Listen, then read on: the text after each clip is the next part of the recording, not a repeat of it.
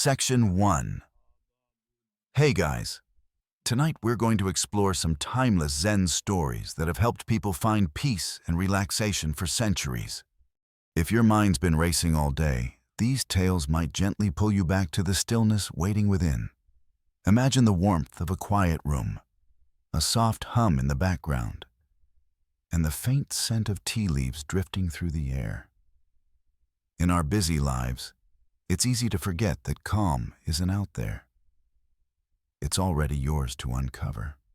So before you get comfortable, take a moment to like the video and subscribe, but only if you genuinely enjoy what I do here. And let me know in the comments where you're listening from and what time it is for you. I'd love to hear. Now dim the lights, maybe turn on a fan for that soft background hum, and let's ease into tonight's journey together. You sit cross-legged on the polished wooden floor of a simple tea room. The air smells faintly of cedar and green leaves. A gentle breeze moves through the sliding paper screens, brushing your cheek like the quietest whisper.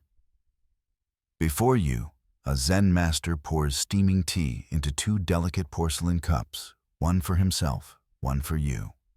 His eyes are calm, ageless. He doesn't speak yet.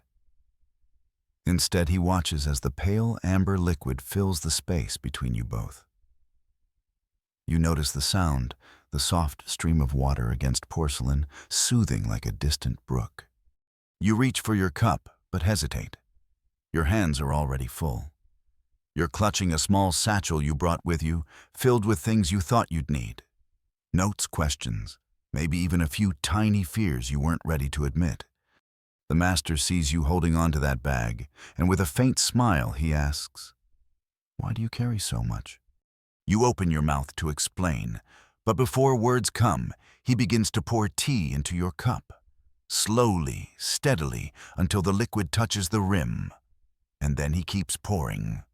You watch in alarm as the tea spills over, sliding down the smooth white sides, dripping onto the tray, and finally pooling around the cup. "Stop, the cup is full," you say. He sets the teapot down, unhurried. His eyes meet yours, still calm. "Exactly. Like this cup, your mind is full. How can I pour in new tea unless you first empty what's already there?" The words settle over you like falling leaves.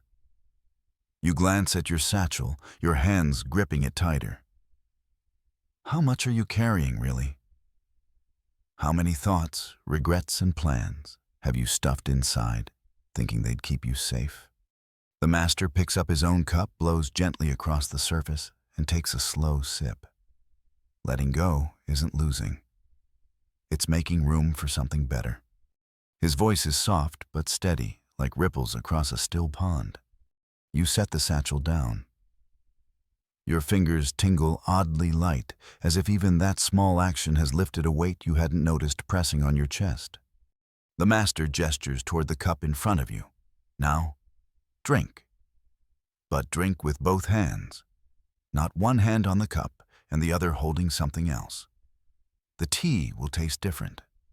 You hesitate, then cradle the cup with both hands. The porcelain is warm, almost alive. You take a sip. It's just tea. Yet, somehow it tastes like more, like a quiet answer you didn't know you were waiting for. Outside, the breeze stirs the bamboo leaves. You hear them clatter softly, almost like laughter. The Buddha taught that clinging fuels suffering. Let that sink in for a moment. When you cling even to good things, the act of holding tight creates tension. Imagine trying to grasp water. The tighter your fist, the more it slips away. Some Zen monks have a practice of carrying an empty bowl in their travels, not for food, but as a reminder. A reminder that only when the bowl is empty can it be filled. What might your own bowl look like if you allowed yourself to empty it, even just a little? The master speaks again, breaking your thoughts. You don't need to pour out everything at once. A drop at a time will do. You take another sip of tea. The warmth spreads through your chest, loosening something that's been knotted tight all day. Maybe he's right. Maybe you don't have to figure it all out tonight. You hear the wind rustling the leaves outside. Nature's own lullaby, isn't it? The tea lingers on your tongue, delicate and earthy, as though it seeped into more than just your mouth. You set the cup down gently, mindful of the soft clink it makes against the tray. The Zen master watches you with a look that feels like sunlight, filtering through morning mist, and warm, patient, and impossibly calm. He doesn't rush you. In fact, it feels as though time itself has slowed in this quiet little tea room. You've tasted it now, he says, his voice low and steady, like a river sliding over smooth stones. The emptiness, not as loss, but as space. You glance at your satchel lying forgotten on the floor. It's so light, yet, in this moment, it feels heavier than ever before. You wonder what's even inside. Memories, guilt, hopes, you keep revisiting like old letters. The master pours more tea into his cup, the gentle gurgle breaking the silence. Let's speak of the past, he says, and why it clings to you like ivy on an old wall. You think about that for a moment. The past. Sometimes it's like a song stuck on repeat echoes of what you could have done, should have said, or wish you'd been. Pouring away the past isn't forgetting, the master continues. It's not denial, nor is it neglect. It's knowing that to hold too tightly is to let the moment rot in your hand. Outside, the wind stirs the bamboo leaves again. You can almost imagine the sound, as a whisper, let go, let go. You remember hearing a Zen story once about two monks crossing a river. One of them carried a woman on his back to help her across, setting her down gently on the far bank. Hours later, the other monk scolded him. "We're not supposed to touch women." The first monk smiled softly and replied, "I set her down hours ago. Why are you still carrying her?" The memory makes you smile faintly. How many things have you carried long after they were over? The master sets his cup down. Your mind, he says, is like a room filled with old furniture. Some pieces are beautiful and sturdy. Others are broken, splintered, taking up space. You keep stubbing your toes on them, yet you hesitate to let them go. You close your eyes, and the quiet images drift through your mind like leaves on a stream. A friend's harsh words from years ago, a mistake that kept you awake for nights, the warmth of something lost and the ache of missing it still. The Buddha taught impermanence anicca as a way of easing this ache. Everything changes, he said, and clinging only binds you tighter to the wheel of suffering. But knowing this and feeling it are different things. The master speaks again. Imagine pouring out a cup of murky water. Once it's emptied, fresh, clean water can take its place. Can you begin to pour away even a little? Your fingers twitch as though wanting to grasp something invisible. Could you pour away just one memory? One old regret? Would the world collapse if you let it slip into the stream? The wind rises outside, rattling the bamboo harder now, and a single leaf floats past the open screen. It swirls in the air before settling gently on the floorboards beside you. Notice how the leaf falls, the master says softly. It doesn't cling to the tree. It doesn't resist the wind. It just lets itself drift. You watch the leaf hypnotized. Zen masters sometimes sit for hours, facing blank walls, doing nothing but observing their thoughts, as though they were clouds. Let them drift in, and let them drift out. No need to push them away, no need to pull them closer. What would it be like to let your thoughts flow like that, light, ungrasping? Pour a little away, the master says again. His eyes are kind, not insistent. You don't have to empty the whole cup tonight, just a drop or two.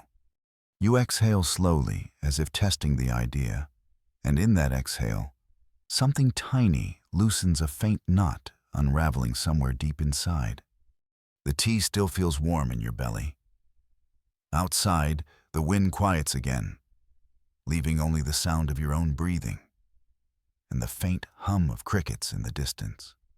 The room is still, The tea's warmth spreads through you like a faint glow beneath your skin.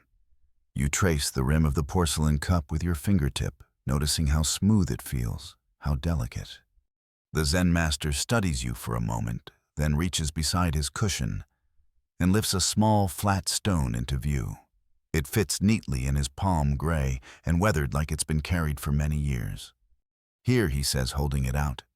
"Take this." You reach for it, and he gently places the stone in your hand. It's heavier than it looks. The weight pulls at your wrist, grounding you in its solidness. "Carry it for a while," the master instructs, "but don't put it down, not yet." You nod, curious, and let the stone rest in your lap as he pours more tea. "Do you feel how your body adjusts to it?" he asks quietly. "Even though it's small, you're compensating for the weight without realizing it." You glance down. Your fingers tighten slightly to keep the stone steady. Your shoulders have tensed just a bit. He's right, you hadn't noticed until he pointed it out. The master sips his tea, eyes half closed. This is what happens when you carry emotional stones. Regrets, resentments, old pains. At first, they seem manageable, but over time they pull at you, change your posture, make you tired in ways you don't understand. You look at the stone again. Its surface is rough in places, smooth in others. "What if you didn't need to carry it?" the master asks. Your first thought is, "But I can handle it. It's not that heavy. It's familiar." He seems to sense your hesitation. Many people say that. They believe their stones define them, that to let go would mean losing a part of themselves. Outside, the breeze stirs again. A chime hanging in the eaves gives a soft, clear note. The Buddha once taught that we often cling to suffering, like someone clutching a burning coal intending to throw it, but unable to let go. And who gets burned first? You adjust the stone in your hands, feeling its chills seep into your skin.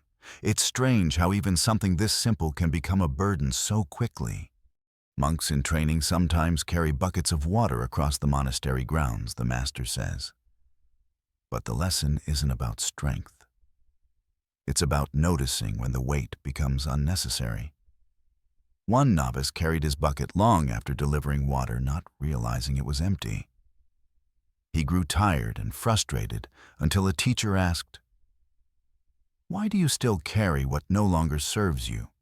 You imagine yourself clutching an empty bucket. The thought makes you smile faintly, though there's a pang in your chest too.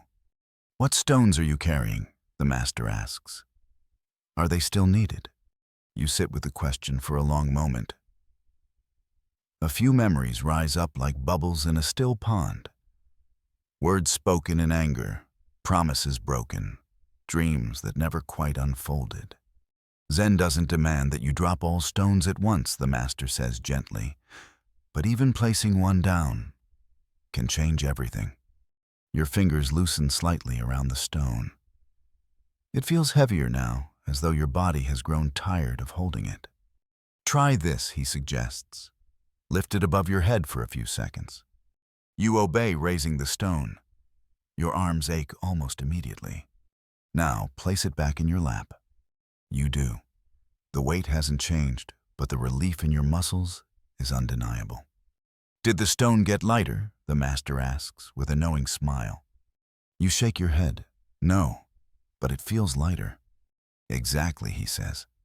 "This is how it begins. Not by wishing the stone away, but by noticing its presence and realizing you have the choice to set it down." The breeze whispers through the paper screens, cool and clean. You close your eyes for a moment and feel how your fingers have started to relax on their own. Some Zen masters teach a practice called shikantaza, just sitting. No mantra, no breath control. Simply sitting, noticing whatever arises like clouds moving across the sky. Would it be enough to sit here noticing your stones without judgment? You open your eyes and look at the master. He nods slightly as though he's heard the question you didn't speak aloud. "You'll know when it's time," he says softly. "And when you're ready, the ground will welcome the stone." The stone rests in your lap heavier than before, not because it has grown, but because now you're aware of it. Every muscle in your hands seems to be whispering the same thing you don't have to keep holding on. The Zen master leans forward, refilling your cup with a steady hand. The tea flows smoothly, steam curling up in delicate ribbons. Thoughts are like this tea, he says gently. They pour in, fill the mind, swirl about. But unlike tea, they rarely settle. They keep moving, one thought nudging the next, until your cup overflows.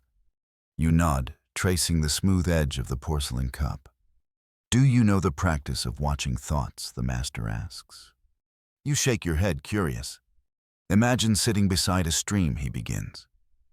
The water flows past, carrying leaves, red, gold, green. Each leaf is a thought. Some are bright and beautiful. Others are dark, tattered. But you do not chase them. You do not pluck them from the water. You simply sit and watch them drift by. His words settle over you like a soft blanket. You close your eyes, and in your mind, a stream appears. Its waters are clear, cool, and endless.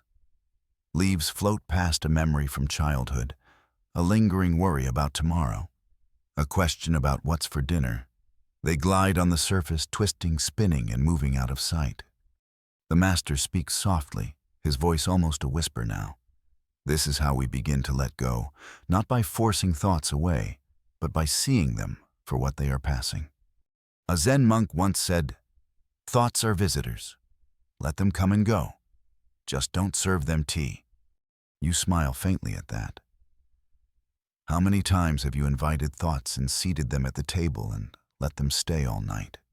Watch, but don't engage, the master continues. That is the heart of this practice. When a memory arises, notice it, there you are, and then let it float on. No need to follow. No need to push it away. You take a deep breath. Outside, the bamboo rustles softly. A faint breeze carries the scent of green leaves and rain-soaked earth. The Buddha taught vitarka vikara, investigating thoughts not as an enemy to banish, but as clouds passing through a sky that is already vast and untouched. You open your eyes and glance at the stone in your hands. It feels less urgent now, though still present. Perhaps this too is just a leaf on the water. The master watches you with calm eyes. There's a saying in Zen, don't ride the waves, sit on the shore. He pauses. But sitting is harder than it seems. The moment a thought carries strong feeling, anger, fear, desire, you may find yourself swept into the current. You think of all the times you've been caught in that river. A single sharp word from someone. A plan falling apart. The thoughts rush in, pulling you under. Zen monks sometimes face the wall for hours, the master says softly, watching thoughts rise and fall. At first, it feels endless. But then they notice the river moves on its own. It doesn't need you to push it forward. You close your eyes again, returning to the stream in your mind. A leaf floats past. Did I say the right thing earlier? Another leaf. What if I fail? A bright yellow one. I hope they're proud of me. You don't reach for them. You don't try to sink them. You just watch. The master's voice is like the murmur of the water itself. What would happen if you didn't try to catch the leaves? If you trusted the stream to carry them all away? A warmth spreads through you. Not the warmth of the tea, but something softer, deeper. It feels almost like relief.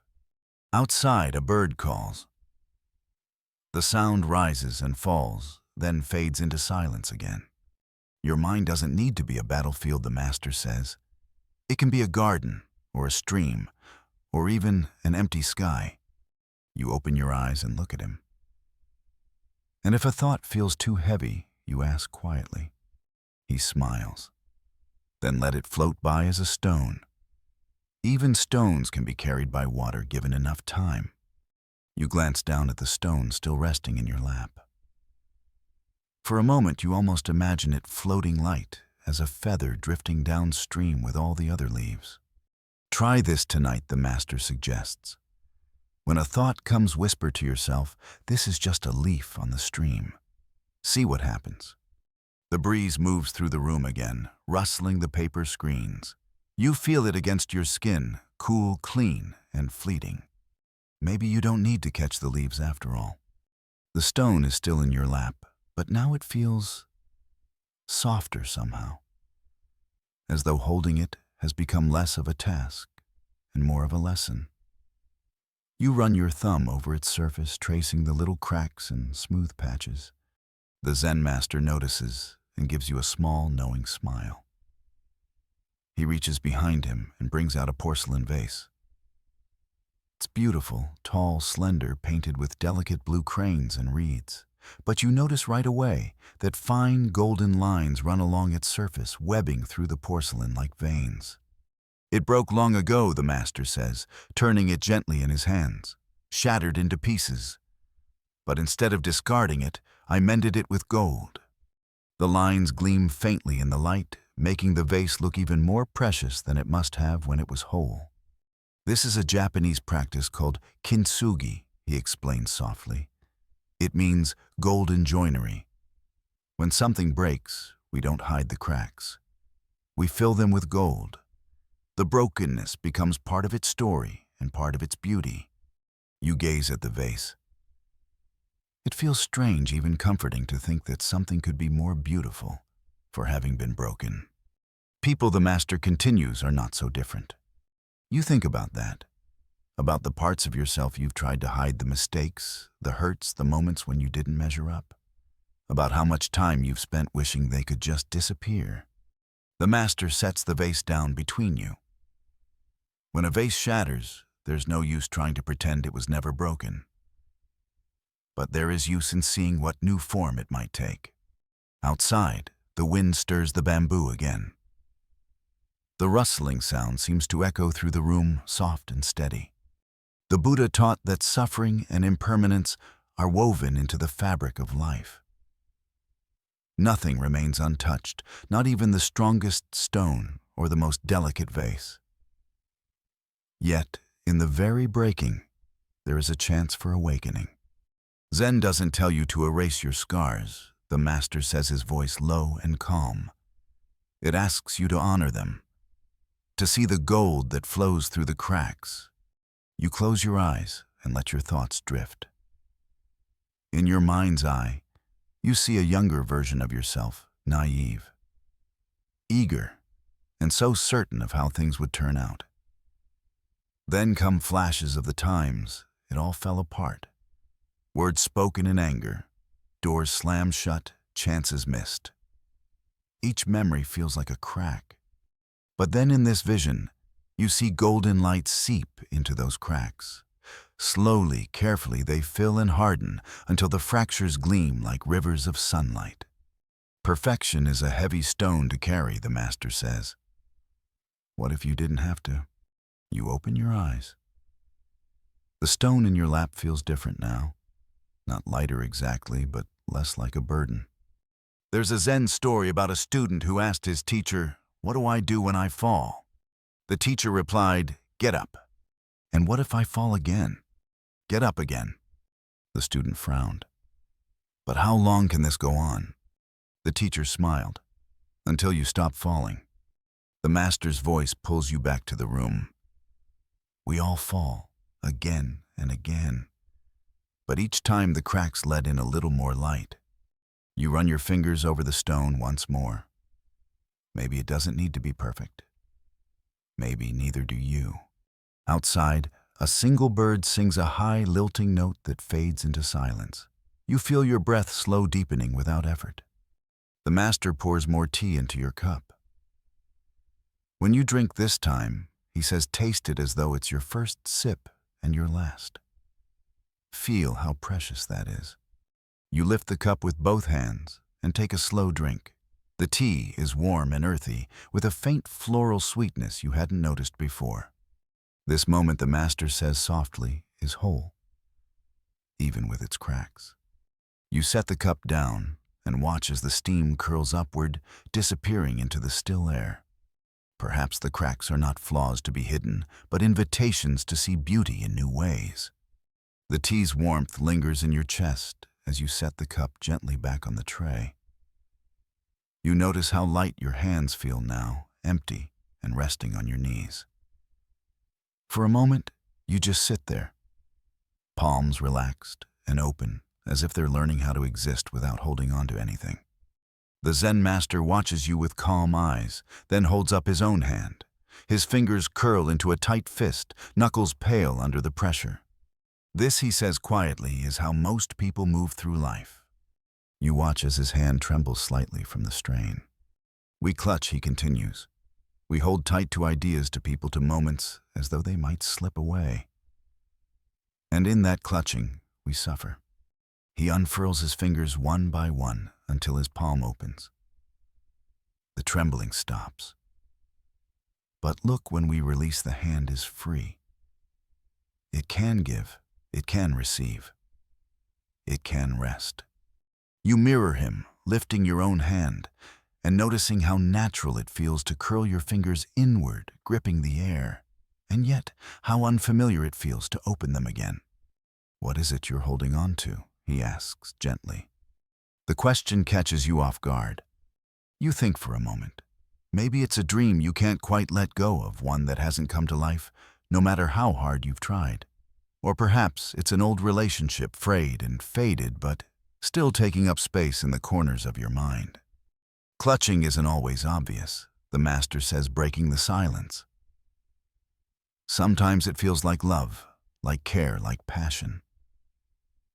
But if there's strain in the holding, if your hand aches, it may not be what you think it is. Outside, the wind stirs the bamboo leaves again, their rustle sounding almost like 1,000 tiny hands brushing against each other. The Buddha taught that attachment is the root of suffering. Not because we shouldn't care, but because caring turns to clinging when we fear change. You recall a Zen story of a man hanging from a vine on the side of a cliff. Below him, tigers pace hungrily. Above, mice chew at the vine. In front of his face, a wild strawberry grows from a crack in the rock. He plucks it and eats it. Delicious, he whispers. The lesson isn't about escape. It's about letting go of the struggle to control what cannot be controlled, even for one perfect bite. The master rises and walks to the open screen, gesturing for you to follow. Outside, the garden glistens with dew. A single plum blossom drifts down and lands in a shallow pool, sending ripples across its glassy surface. See the blossom, he asks. It didn't resist falling. It didn't grasp the branch or cry out against the wind. And yet, it completed its purpose. It fell when it was time. You watch the petal float, spinning gently in the water. Zen is not about rejecting the world, he says softly. It's about releasing your grip enough to feel it fully. You stand in the doorway for a long moment, watching the ripples fade. The air smells faintly of moss and earth. Try this, the master suggests. Clench your fist again. You do. It takes effort. Now open it. Your fingers uncurl. Did the world collapse? He asks with a faint smile. You shake your head. Then perhaps, he says, you can trust. It will hold you even when you're not holding on. The thought makes something loosen deep in your chest. You exhale, noticing how even your breath feels freer when you're not grasping for it. Some monks, the master adds, sit in meditation with their palms open on their knees, not because it's tradition, but because it's a reminder they have nothing to hold, nothing to lose. You glance down at your own hands, resting naturally now, and wonder how much of your life has been spent clenching invisible air. The master's voice is low, almost a whisper.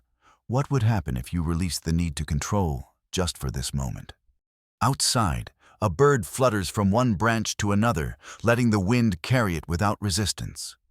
You close your eyes and imagine what it might feel like to move through life that way, light, ungrasping, trusting the breeze. The breeze brushes against your face, cool and light, as you step back into the tea room. The door slides shut with a soft click, and for a moment the silence feels like a warm blanket wrapping around your shoulders. The Zen master sits down again, folding his legs beneath him, with the ease of someone who has done so thousands of times before. He gestures for you to sit as well.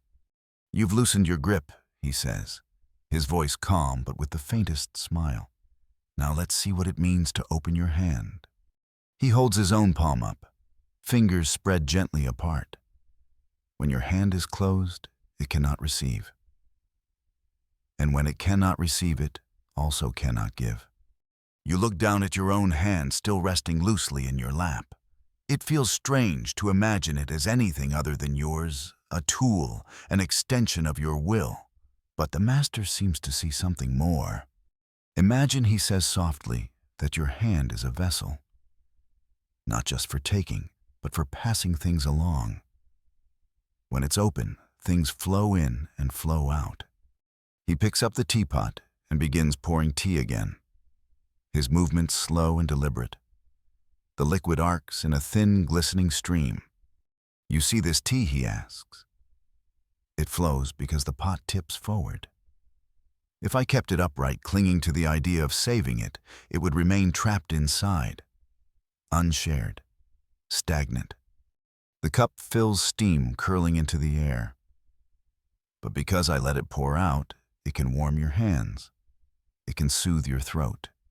It can become something more than itself. You cradle the cup with both hands, feeling its heat seep into your palms. Giving is like this, the master continues. When you hold tightly to what you think you possess, your time, your love, your wisdom, you cut yourself off. But when you open your hand, you allow life to flow freely. You sip the tea.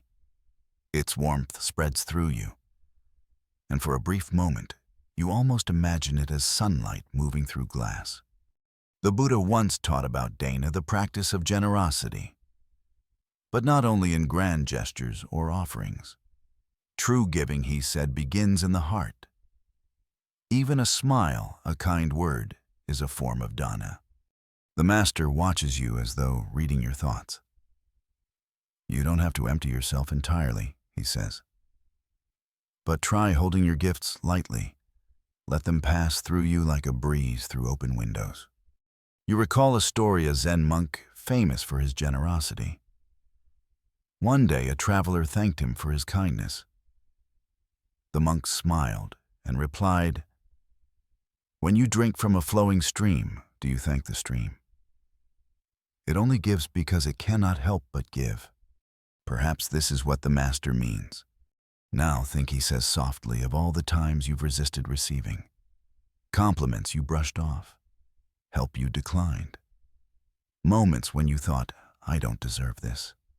You look down the tea, trembling slightly in your cup. Closing your hand cuts off giving and receiving alike, the master says. What would it feel like to trust the exchange? Outside, the wind shifts, and a single bamboo leaf flutters to the floor. You watch its descent, graceful and effortless. The master pours more tea into his own cup. Some monks practice with an empty bowl each morning, he says. They walk barefoot through the village, accepting whatever is offered, rice fruit or even nothing at all. Not because they are beggars, but because they are students of trust.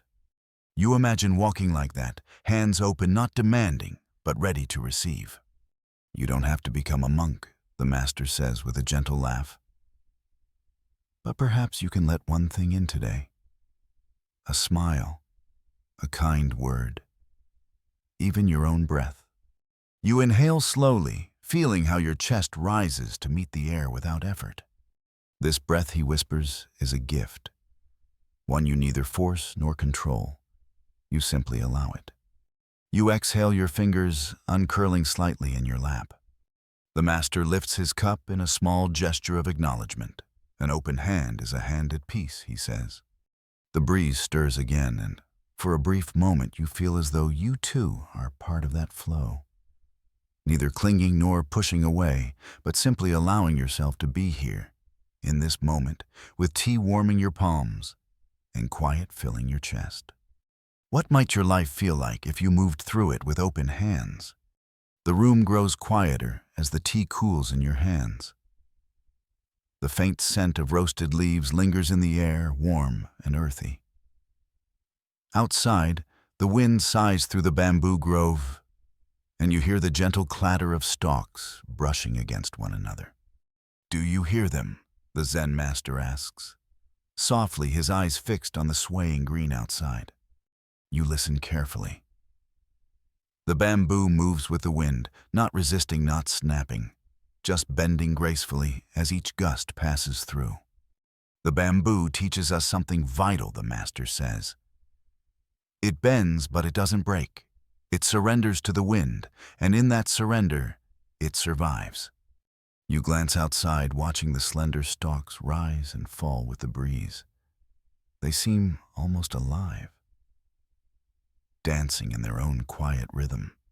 How often, the master continues, do you resist the winds of life when change comes unexpected and fierce? Do you fight it, or do you allow yourself to move with it? You think of all the times you've struggled against change, clinging to plans that dissolved, holding tight to moments that couldn't last. The master takes a sip of tea and sets his cup down gently. Clinging to how things were, or how you wish they would be, creates suffering. But when you let yourself bend just a little, the storm passes through you instead of tearing you apart. There's a story he once shared, you remember, about two trees, one oak mighty and stiff, the other a slender reed by the water's edge. When the storm came, the oak resisted with all its strength and splintered under the force. The reed bowed low, letting the wind rush over it, and when the storm passed, it rose unharmed. You close your eyes for a moment and feel your breath flowing in and out like the wind weaving through bamboo leaves. The Buddha taught anicca impermanence, the master says. Everything changes. Fighting that truth is like trying to dam a river with your bare hands. You only exhaust yourself. You open your eyes and glance at your own hands resting in your lap. The fingers are still relaxed, no longer clutching invisible air. What if you let go of needing things to stay the same? He asks gently. For a moment, fear pricks at the edge of your thoughts. If you let go, what's left? But then you notice the bamboo again, graceful, supple, unbroken. Maybe letting go isn't falling apart. Maybe it's learning to sway. Zen monks sometimes practice zazen in the midst of chaos, the master says. Not in silence, but sitting calmly while the world moves around them. It's not about ignoring the noise. It's about not being swept away. You imagine sitting there, in the bamboo grove, wind whipping around, you leaves rattling like distant applause. Could you stay still? Could you trust the wind to pass? The master rises and gestures for you to follow. You step outside together, and the air feels cool against your skin. The bamboo towers above you, green stalks rising like cathedral columns, their leaves fluttering and shimmering in the sunlight. Touch it, he says. You reach out and lay your palm against a slender stalk. It yields slightly under your touch, pliant yet strong. This is resilience, the master whispers. Not rigid strength, but flexibility. The willingness to move, to flow, to adapt. You step back and watch as a gust of wind sweeps through the grove. The bamboo bends low leaves, brushing the earth, then rises again taller than before. What would it mean, the master asks softly, to live like this? To allow life's storms to shape you without breaking you. You breathe in deeply, the air carrying a faint sweetness of wet earth and green leaves. Perhaps resilience isn't about bracing for impact. Perhaps it's about trusting that you can rise again. The master places his hand lightly on your shoulder. When the wind comes, don't resist. Bow like the bamboo. Trust that you will stand tall again. You close your eyes, letting the wind brush your face. For the first time, you don't tense against it. You let it move through you. And in that moment, you feel lighter, almost as if you too could sway and rise with the breeze. The breeze quiets as you step back inside, leaving the bamboo grove behind. Yet, in your mind, you can still hear it. The soft, rhythmic whisper of leaves swaying, the graceful dance of stalks, yielding and returning. The Zen master settles again on the cushion and motions for you to sit across from him. In the center of the room lies a shallow wooden tray filled with fine sand. Its surface is perfectly smooth, like a still pond untouched by wind. You've watched the bamboo bend, the master says softly. Now let's explore what it means to let go, even of beauty. He dips his finger lightly into the sand and begins drawing a spiral, slow and deliberate. The pattern forms a hypnotic swirl, each line connected to the next, flowing effortlessly outward. This, he says, is a mandala. You watch transfixed as he adds more delicate lines, curving petals, intricate waves, and tiny dots that bloom like stars in the sand. The design grows more elaborate with every movement until it seems too perfect to touch. Monks in Tibet spend days, even weeks, creating sand mandalas like this, the master explains. They pour colored grains with small metal funnels, crafting patterns of astonishing precision. Each stroke is a meditation. Your eyes trace the swirling lines. It's hard to imagine devoting so much time to something so fragile. And then the master says, his voice soft but steady, they destroy it. You look up in surprise. Destroy it. He nods. When the mandala is complete, they gather the sand and pour it into the nearest river. The beauty is swept away, carried off by the current. Your chest tightens slightly at the thought. Why spend so much care on something only to watch it vanish? The practice, the master continues, is not about the art itself. It's about remembering impermanence. Even the most exquisite forms are destined to change, to fade, to return to the earth. He pauses, smoothing the sand with his palm, erasing all traces of the mandala he had begun. Are you willing, he asks gently, to let go of what you've built? You think of your own life, the plans you've painstakingly laid, the roles you've played, the people you've loved. So much time and energy spent creating a pattern you hoped would last. Could you watch it all dissolve without grasping at it? The Buddha once taught that attachment binds us to suffering, not because we love too deeply, but because we cling too tightly to what cannot remain. Imagine, the master says, if monks clung to their mandalas, if they refused to let the sand return to the river. What would happen? You picture a monk frantically guarding his creation, covering it from the wind, shooing away curious onlookers. The image feels oddly heavy. They would lose the very peace they sought to cultivate, the master says. You glance at the tray of sand again now, smooth and blank as a new morning. Letting go doesn't mean you stop caring, the master says. It means you trust the river to carry away what must go and to return what must come. Outside, the wind picks up, rattling the bamboo leaves. For a moment you imagine tiny grains of colored sand swirling in the air, glinting like sparks, before settling into a new pattern somewhere far away. Zen teaches us to bow to the wind, the master whispers. To see every ending not as loss, but as a clearing for what's next. You close your eyes and breathe deeply. What patterns are you clinging to? What would it feel like to release them into the river, trusting that the flow of life knows where to carry them? In the darkness behind your eyelids, you picture your own mandala, a delicate tapestry of memories, dreams, and desires. And then, with the gentlest exhale, you watch it dissolve. The sand scatters, the river carries it away. And in its place, there is space. Space for something new.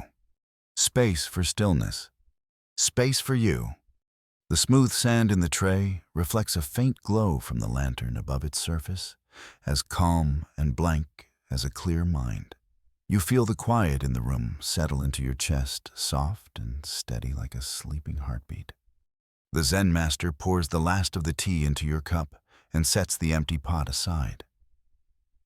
We've watched the stream, he says gently. We've seen the bamboo sway, and we've let the mandala dissolve. Now let's look at the rope you've been pulling. You glance up at him, unsure what he means. Sit back, he says. Close your eyes and imagine this.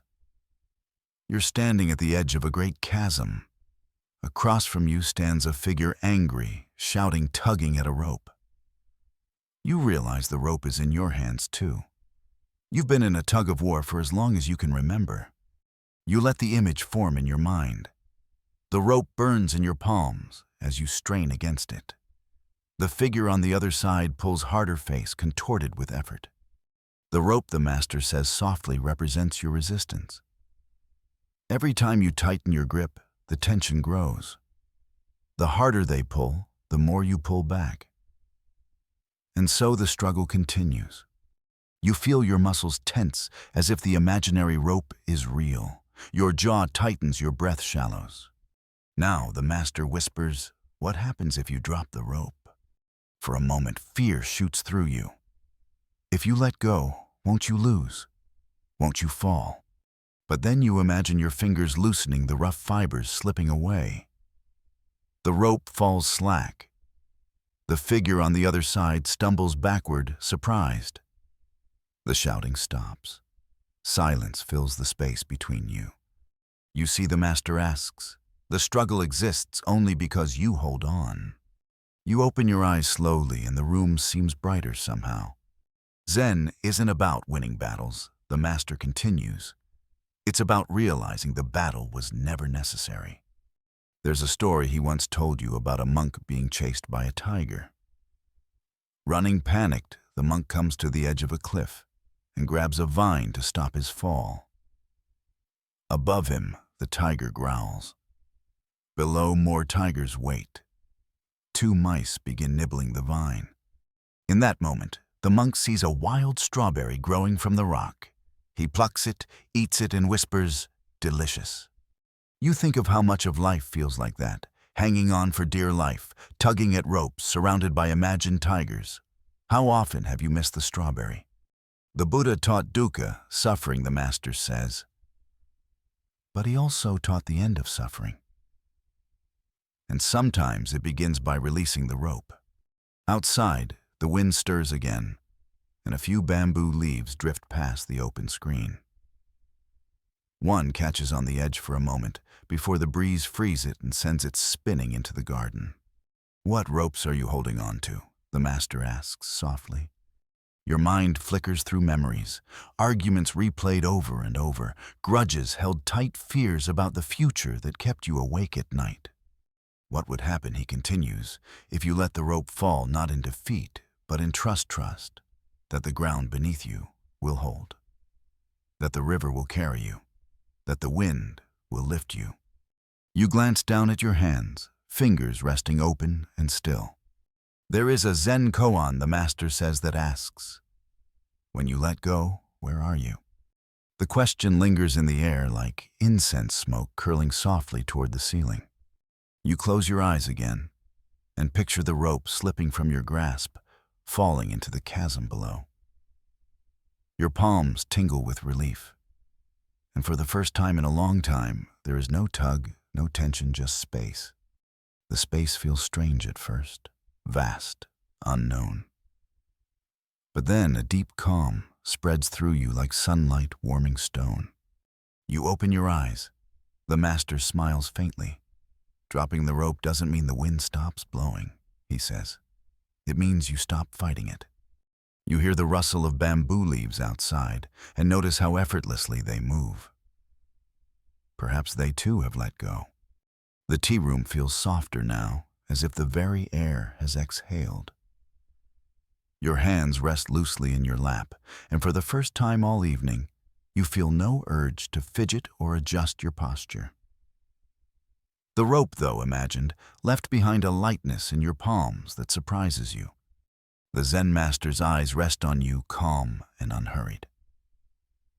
Then he lifts one finger, pointing toward the open screen where the sky stretches wide above the bamboo grove. "Look," he says. You follow his gaze and see clouds drifting lazily across the late afternoon sky. Some are thin like wisps of silk.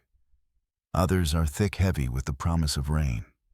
Do you see how they move? The master asks. You nod. Do you see how none of them remain where they are? Again you nod, though something about the question pulls at you. The sky holds them all, light or dark, gentle or fierce, he continues. But no matter how heavy a cloud appears, it never stays. The wind carries it onward. You watch as a large gray cloud shifts shape before your eyes, its edges softening until it no longer resembles what it was moments ago. This, the master says softly, is the nature of your mind.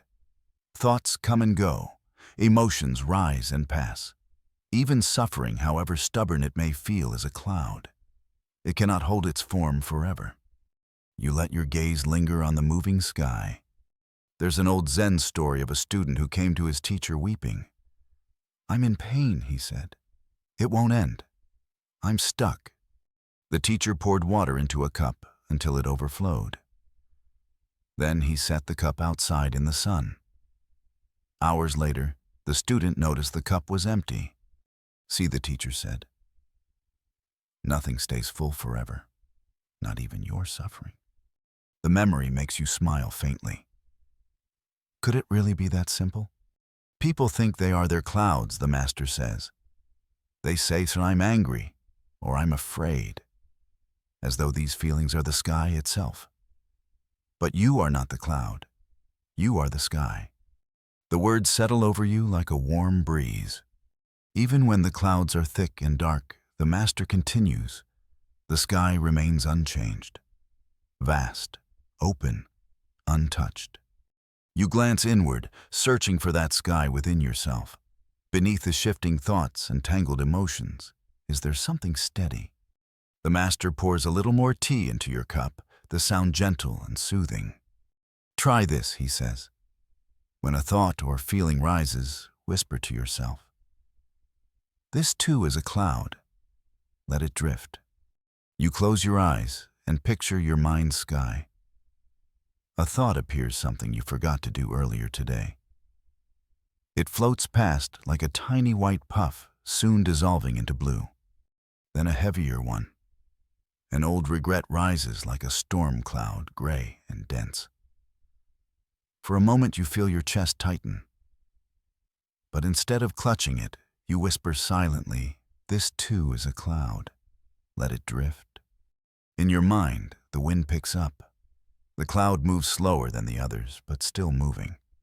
Even the darkest clouds rain themselves empty, the master says quietly, and after the rain the sky is clearer than before. You open your eyes and exhale, noticing how much softer your body feels. The bamboo outside sways gently, its leaves catching the light as the clouds thin and the sun peeks through. The Buddha taught impermanence not to frighten us, the master says, but to free us. If nothing stays the same, then no pain is permanent. No storm lasts forever. You look up at the sky again, and in that vast expanse, you feel a strange sense of belonging, as if you too are part of something spacious and unchanging. The clouds will keep moving, the master says, whether you chase them or not. All you need to do is watch. The breeze carries the scent of damp earth into the room. For a moment you let yourself breathe deeply, trusting the air, the wind, the endless sky above you. And in that quiet trust, something within you loosens something that had clung for far too long. The sky outside has shifted again. The last streaks of gray have faded, leaving only soft white wisps drifting in a pale blue canvas. You keep your eyes on it, still hearing the Zen master's words echo in your mind. You are not the cloud. You are the sky. The idea feels strange, almost too simple. But the more you sit with it, the more it feels true. The Zen master refills your cup one final time, though you notice the teapot must be nearly empty now. The faint sound of the liquid swirling against porcelain seems louder in the stillness. This tea, he says gently, teaches another lesson. The cup is empty, and yet it is full. You look down at the cup in your hands. Empty but full, you repeat softly. The Master nods. In Zen, we speak often of emptiness. To Western ears, it sounds frightening, like loss or absence, but real emptiness is not a void. It's space. Room for what is, and room for what might come next. He gestures toward the bamboo grove outside. When you empty a field of weeds, wildflowers can grow. When you empty your lungs, fresh air flows in. When you empty your heart, it is ready to receive. You lift the cup and take a sip. The tea is faint now, delicate almost like water. But even so, it warms you. You've been taught to fear emptiness, the Master continues. To fill every moment with noise, every silence with words, every space with things. But Zen asks the opposite. What if emptiness is not to be feared, but cherished? You close your eyes, picturing the tea room, cleared of all furniture, all clutter. Just an open space, sunlight spilling across smooth wooden floors. The thought doesn't feel cold or lonely, it feels light. There's an old Zen story of a monk who pointed to the sky and said, "Look, the moon is reflected in every puddle, every stream. Yet the moon remains untouched." The Master pauses to let the words settle. Your thoughts, your emotions, they ripple across your mind like the moon's reflection. But you are not those ripples. You are the still water beneath. You set your cup down and glance around the room. The air feels thick with calm, as if even the dust motes drifting in the light are moving slower than before. Monks sometimes sit for hours, simply watching their breath, the Master says. Inhaling, exhaling. Not trying to hold on to it, not forcing it out. Just allowing space. Space for the breath to come. Space for it to go. You notice your own breath now, how it flows in cool and out warm. There's nothing to do, nothing to fix. It happens on its own. The Buddha spoke of shunyata, emptiness, not as a curse, but as liberation, the Master says softly. When the cup is empty, it can be filled. When the heart is empty, love can enter. Outside, the breeze stirs again. A single bamboo leaf flutters into the room, landing soundlessly on the floor. You watch it lie there, perfect in its stillness. Try this, the Master suggests.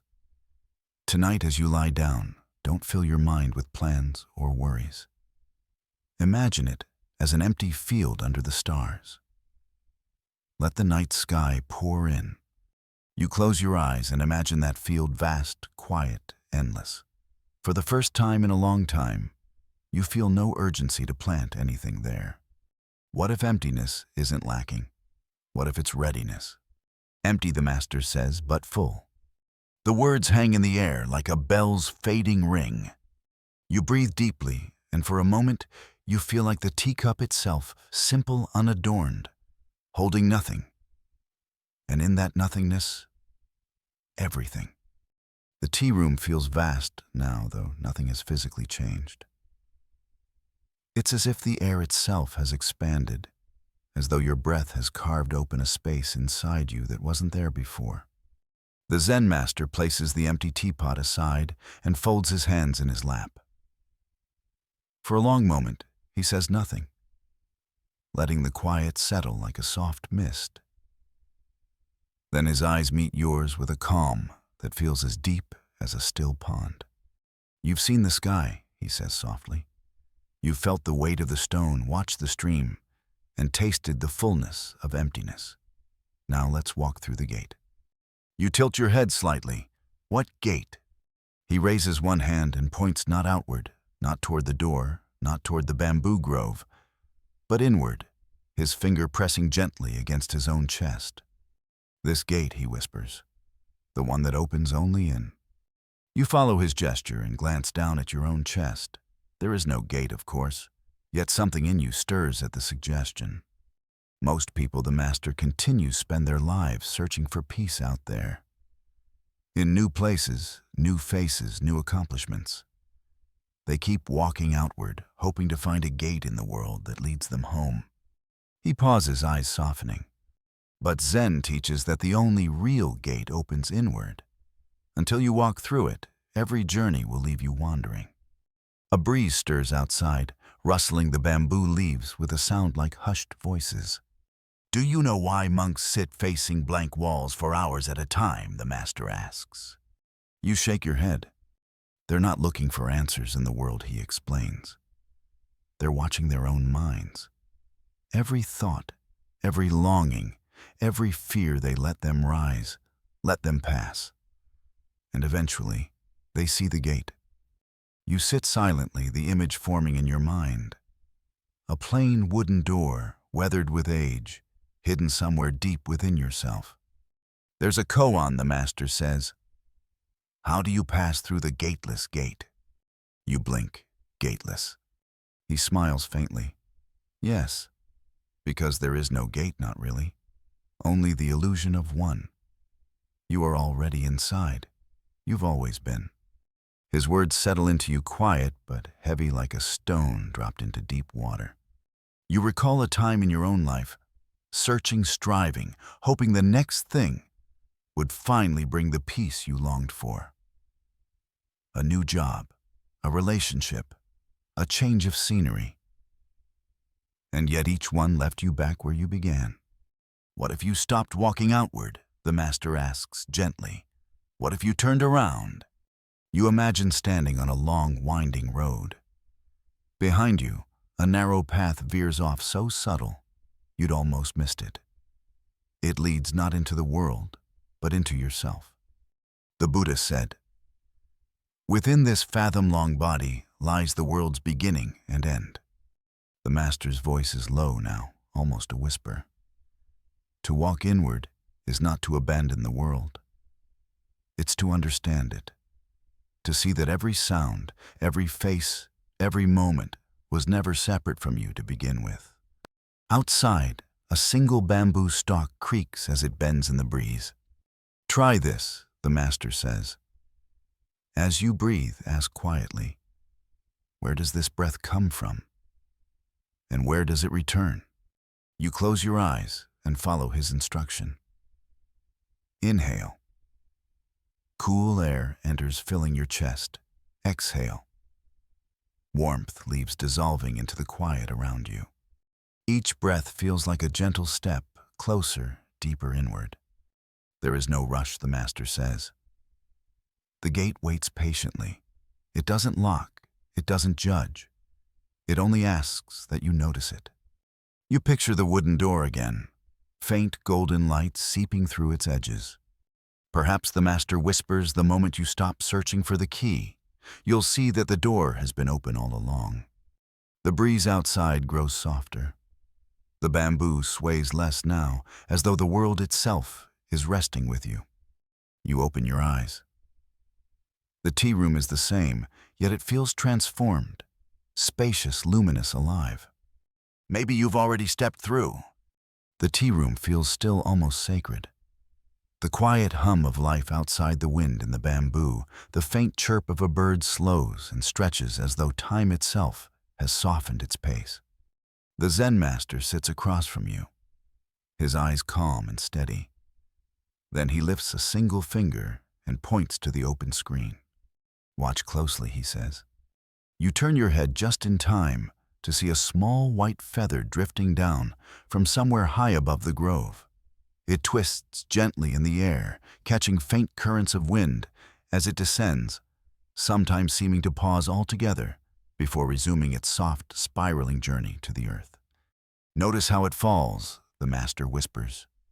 The feather wobbles, spins, rights itself, and finally settles onto a patch of moss with the lightest touch so delicate you wonder if the earth even felt it land. It doesn't force its descent, the master says. It doesn't rush. It allows itself to be carried. You exhale slowly, feeling your shoulders loosen. Most people, the master continues, spend their lives grasping for control, forcing outcomes, clinging to timelines, demanding answers. His voice lowers. But Zen teaches that forcing is like paddling against the current. You exhaust yourself and still end up carried by the river, though now you're too tired to enjoy it. You picture all the times you've strained to push life forward, hurrying through days, counting hours, measuring worth by how much you've done. What if the master asks softly, you let go of the oars? The question lingers, unsettling and liberating all at once. The Buddha spoke of wu-wei, effortless action, doing without striving, allowing things to unfold in their own time. The master lifts the teacup in front of him and holds it out toward you. Here, take it. You reach for it, but before your hands can close around it, he pulls back slightly. Did you see that he asks? You hesitate, unsure. You reached for it before it arrived. Your desire raced ahead of the moment. That's how we live, grasping at what's not yet here, anxious for life to hand us what we think we need. He sets the cup down. Now he says gently, try waiting. You sit still. The cup remains in his hands for a breath. 2, 3. Then, without a word, he leans forward and places it into your palms. You feel the warmth of the porcelain seep into your skin. A surprising rush of gratitude rising in your chest for this simple act. This is how life often works, the master says. When you stop rushing, stop grasping, stop fighting the wind, things arrive in their own time. And often they're sweeter because you waited. You sip the tea slowly, savoring the faint floral notes. There's a Zen story of a farmer whose horse ran away. His neighbors said, "What bad luck?" The farmer replied, "Maybe so." The next day the horse returned, bringing with it 3 wild horses. The neighbors said, "What good luck again?" The farmer said, "Maybe so." The following day, his son broke his leg while riding one of the wild horses. "What terrible luck," the neighbors said. The farmer only replied, "Maybe so." When the army came to conscript young men for war, they passed over the farmer's son because of his broken leg. "Maybe so." The master smiles faintly. Do you see life unfolds? We cannot know in the moment which winds will carry blessings or storms. You set down your cup, your fingers relaxed now, no longer eager to reach for what's not yet there. Try this, the master suggests. Tonight, as you prepare to rest, imagine yourself as the feather. Light, unforced, carried gently by the air. You close your eyes and picture it, the slow spiral through open space. The invisible currents guiding you without effort. Perhaps you don't need to rush to the earth. Perhaps the journey itself is enough. Zen asks us to trust the master whispers. To trust the wind, the current, the unfolding of things.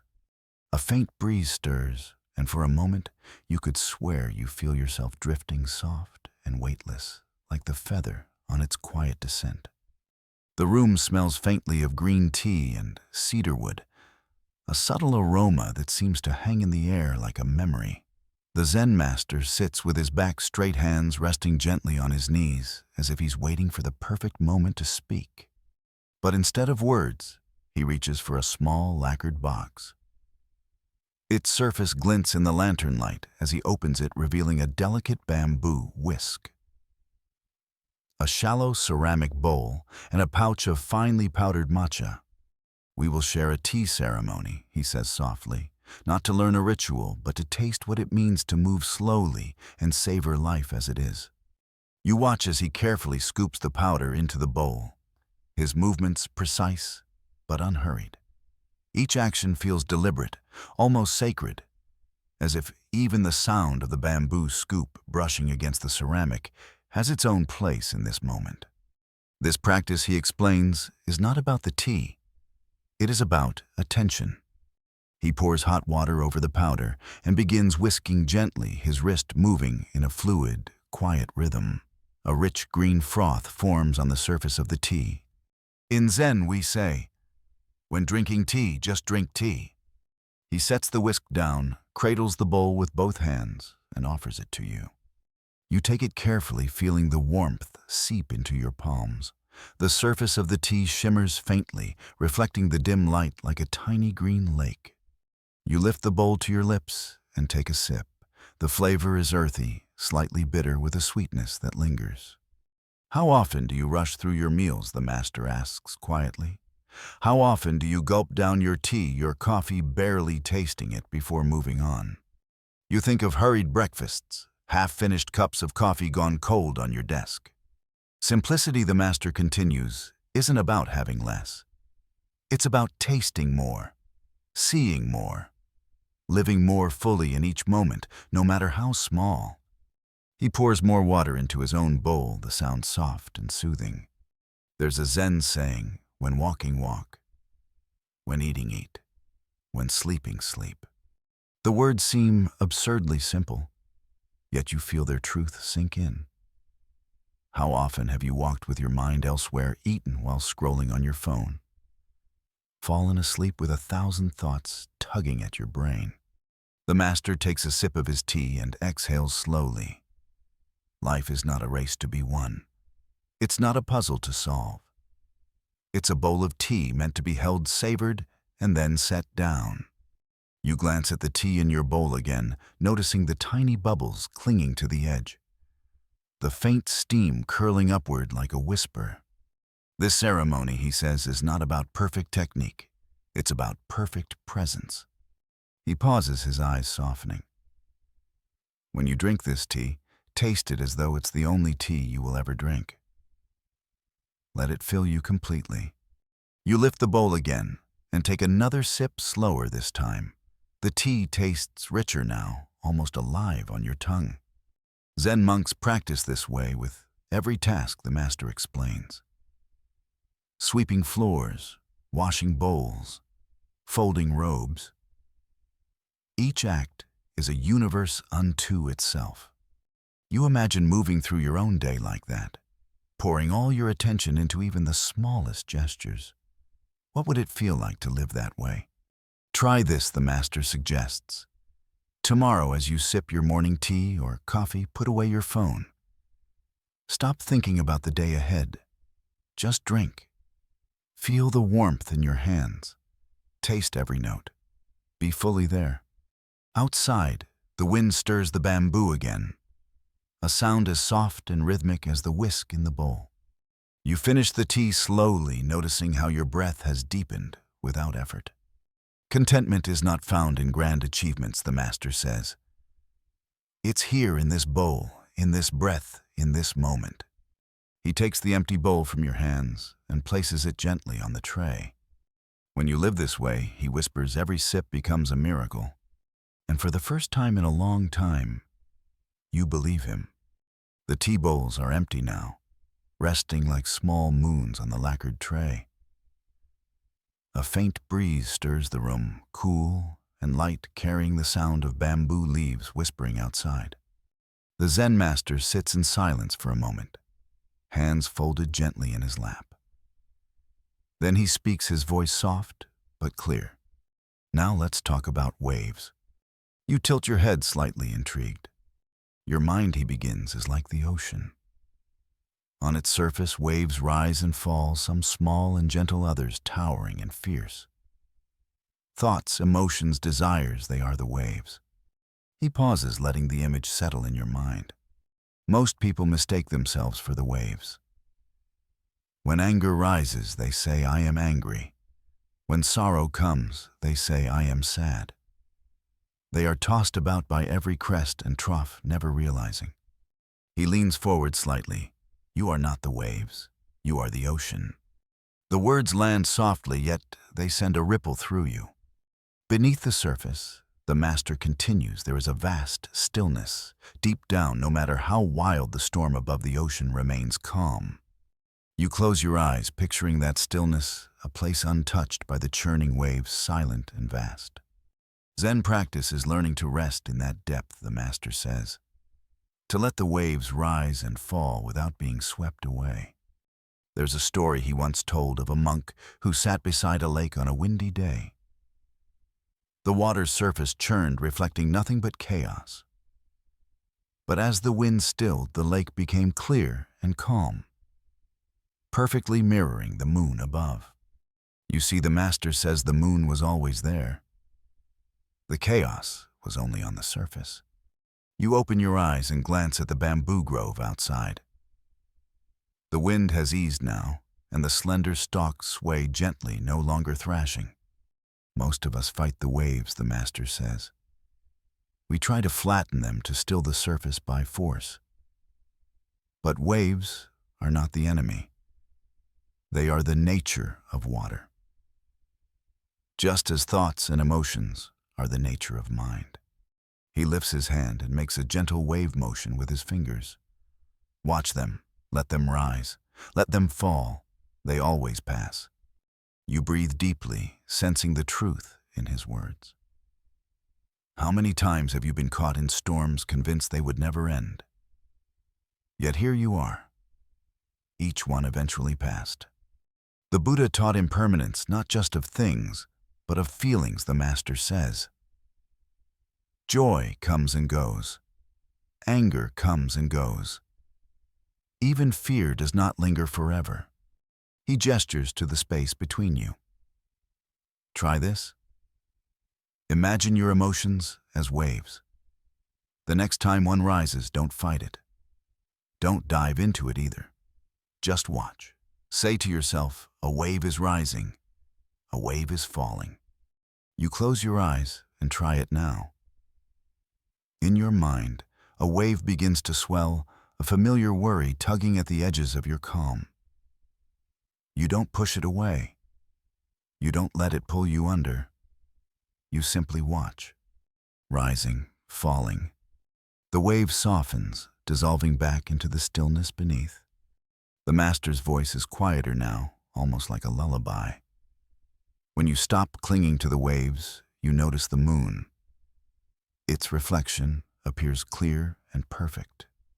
You open your eyes and feel something shift inside, like the tide pulling gently back, leaving smooth sand in its wake. Zen is not about erasing emotions, the master says. It's about learning not to drown in them. A bird calls softly in the distance, its song rising and falling like the waves themselves. Try this tonight, the master suggests. As you lie down, imagine your thoughts as ripples on a vast ocean. Let them come, let them go. Rest in the depth beneath. You breathe in deeply, then let it out slow and easy. Perhaps the waves are not to be feared. Perhaps they are simply the dance of life on the surface, while the deep ocean within you remains calm, vast, unchanging. And as the breeze stirs again, you sense the moon waiting there. Its light unwavering, even behind the clouds. The tea room feels quieter than ever, as though even the air has begun to rest. Outside, the bamboo leaves barely stir.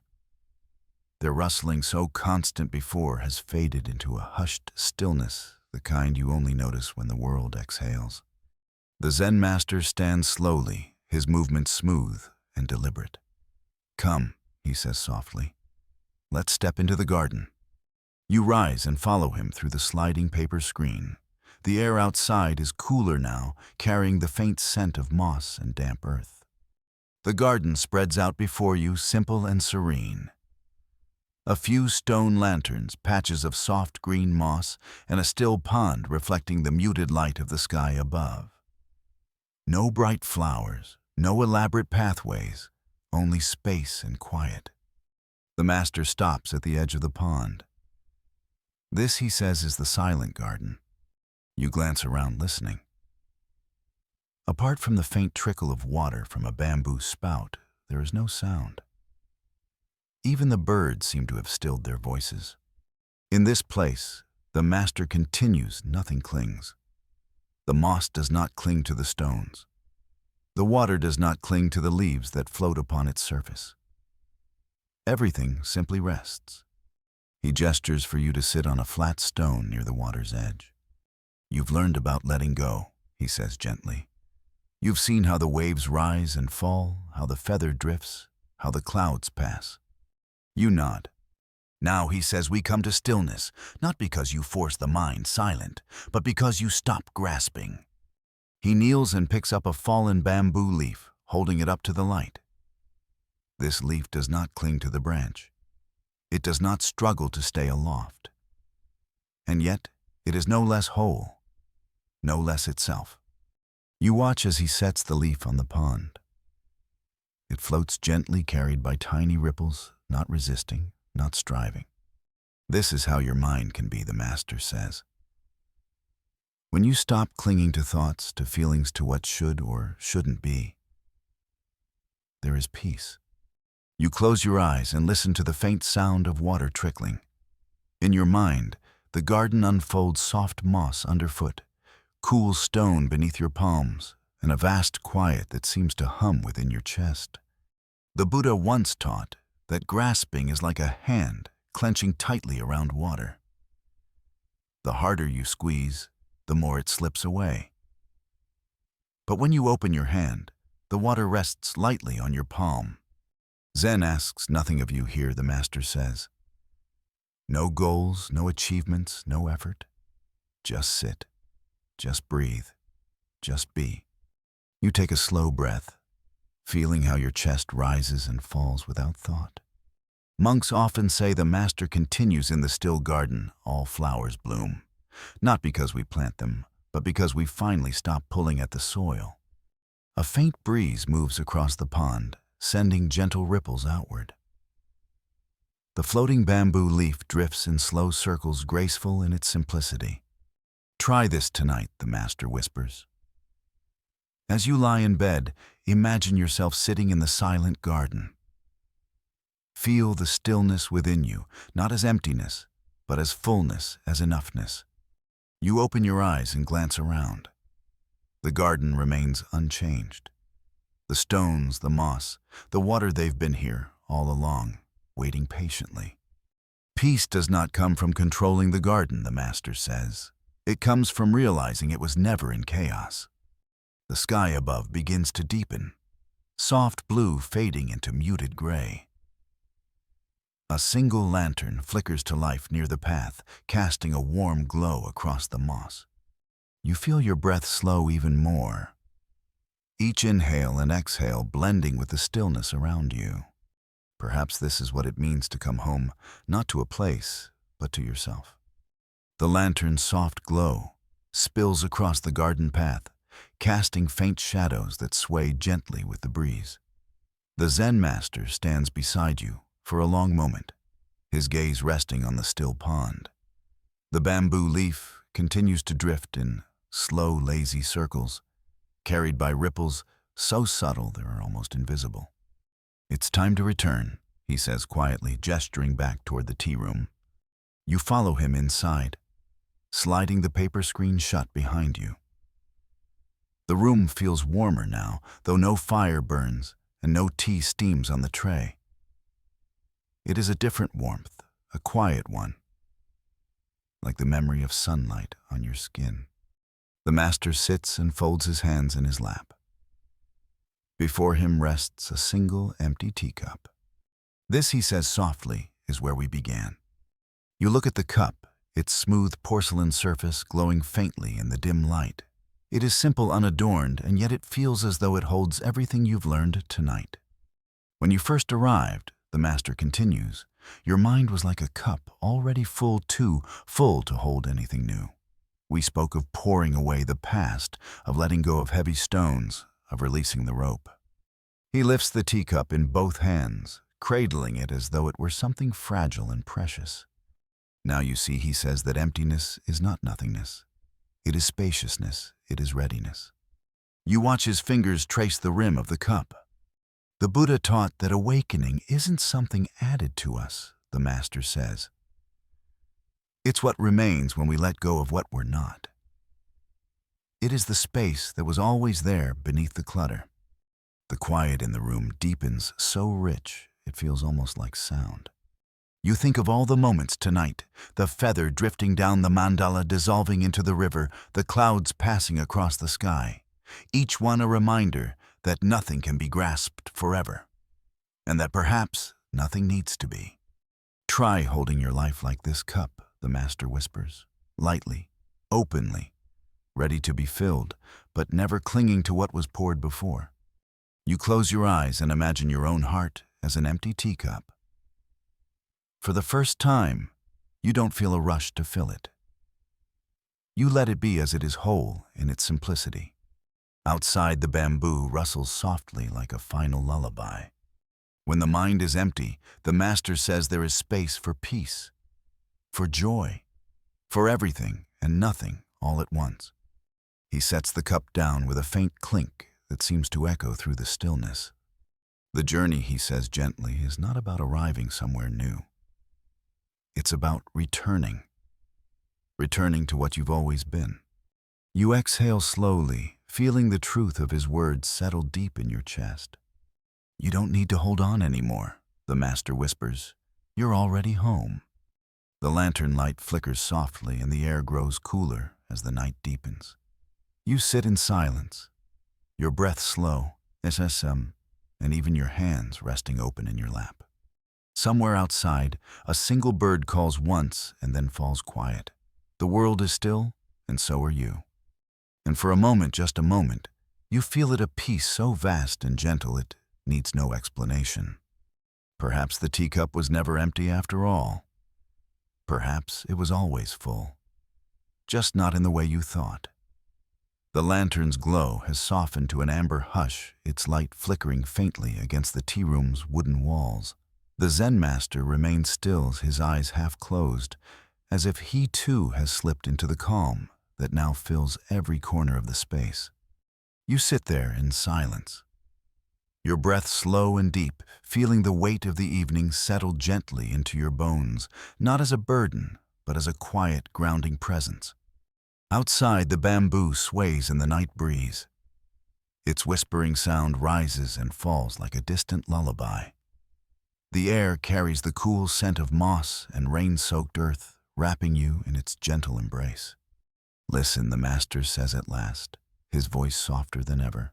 This is the sound of life, always flowing, always changing. You listen, not just to the bamboo, but to your own breath, to the quiet thrum of your heartbeat, to the faint rustle of the world beyond the paper screens. Tonight the master continues. You've walked many paths. You've poured away the past. You've felt the weight of stones and learned the lightness of feathers. You've seen clouds drift and waves rise and fall. And now here you are, still whole enough.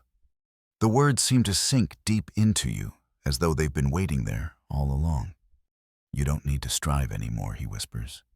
You don't need to grasp or push or pull. You are already where you need to be. A hush fills the room, so profound it feels like even time has paused. Rest now, the master says. Let the world hold you as you are. Let your breath flow like the wind in the bamboo, effortless, gentle, free. You close your eyes. The tea room fades, replaced by a vast, quiet expanse within you. Here there is no need to do anything, no need to be anyone. Here you can simply be.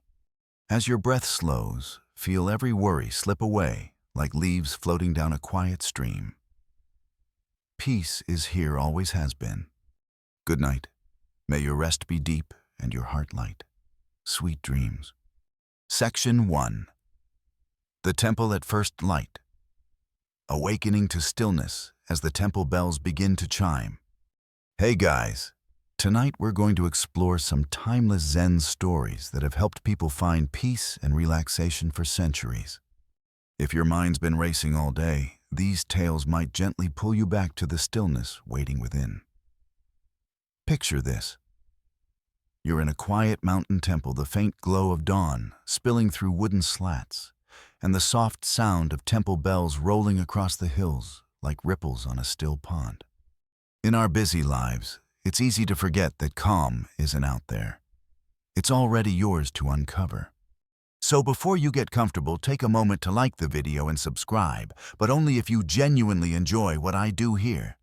And let me know in the comments where you're listening from and what time it is for you. I love seeing our little circle of peace around the world. Now, dim the lights, maybe turn on a fan for that soft background hum, and let's ease into tonight's journey together. You sit on the cool stone steps of the temple, the air still heavy with night, but carrying the faintest promise of sunrise. Around you, the world is hushed. No voices, no footsteps, not even the rustle of leaves yet. The silence feels alive, as if the earth itself is holding its breath. Then, a sound. Soft at first, barely more than a hum. It swells gently, a deep, resonant note that seems to rise from the belly of the earth and spill into the sky above. Gong. The temple bell's vibration rolls through you like a wave, not just heard, but felt in your chest, your bones, even the spaces between your thoughts. You breathe in, and the coolness of the air carries a faint scent of pine and stone. You breathe out, and the warmth of your breath seems to melt into the quiet. Awareness begins like this, the Zen master's voice says in your mind, gentle as the morning breeze. Not with effort, not with striving, just by noticing. The Buddha taught that mindfulness isn't something we do. It's the art of simply being awake to this moment. And here, in the hush of dawn, there is nothing but this moment. The sound of the bell lingers in the air, a low hum, fading slowly, almost reluctantly, like ripples in a pond after a pebble has been tossed. Zen monks speak of the bell not as an object, but as a teacher. Each chime is a reminder. Come back. Wake up. Here you are. You glance at the smooth stones beneath your feet, noticing their coolness against your skin. How often do you touch the earth without really feeling it? How many mornings slip by, unseen, unheard? Awareness, the master whispers, is not something you grasp. It's something you allow. You close your eyes for a moment and listen. Not just to the bell, but to the subtle symphony of life stirring around you. A bird's faint chirp, a leaf shifting in the breeze. Your own heartbeat steady and patient.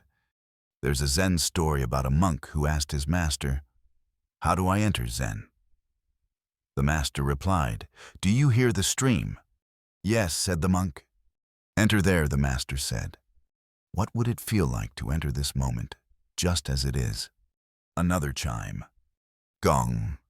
The sound spreads out softer this time, like a ripple reaching the farthest edges of a still lake. You breathe in with it. You breathe out with it. And for a brief, luminous moment, there is no distinction between you and the sound, between you and the world. There is only this. Section 2. The Call of the Bell. Hearing sound not as noise, but as a doorway to presence. The chime lingers in the air like a soft thread of silk slowly dissolving into silence. You remain seated on the cool stone steps, the dawn light just beginning to soften the edges of the world. The breeze carries the faintest scent of incense from the temple hall behind you, earthy, calming, almost sweet. And then, gong! Another bell sounds lower, this time deeper. It feels less like a noise and more like an embrace, something that wraps around you and settles into your chest. Do you hear it? A voice asks gently in your mind. You pause. Of course you hear it. But then the voice continues. Do you hear? Or are you listening? The distinction catches you off guard. You close your eyes and let the question settle like a pebble dropped into a still pond. Hearing is passive. Sound passes over you without effort. But listening, truly listening, is something else entirely. The Zen master once said, "When you listen deeply, even the bell is not the bell. It is the whole universe singing." You take a slow breath.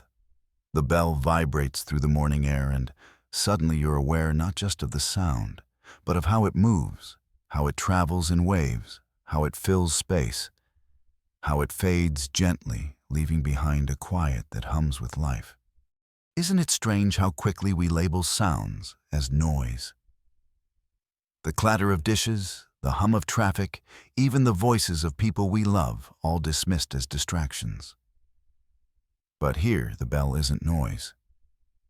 It's a doorway. You recall a story of a young monk frustrated during meditation because he couldn't block out the sound of birds outside the temple. When he complained to his teacher, the master smiled and said, "Why block out the birds? They too are teaching you how to listen."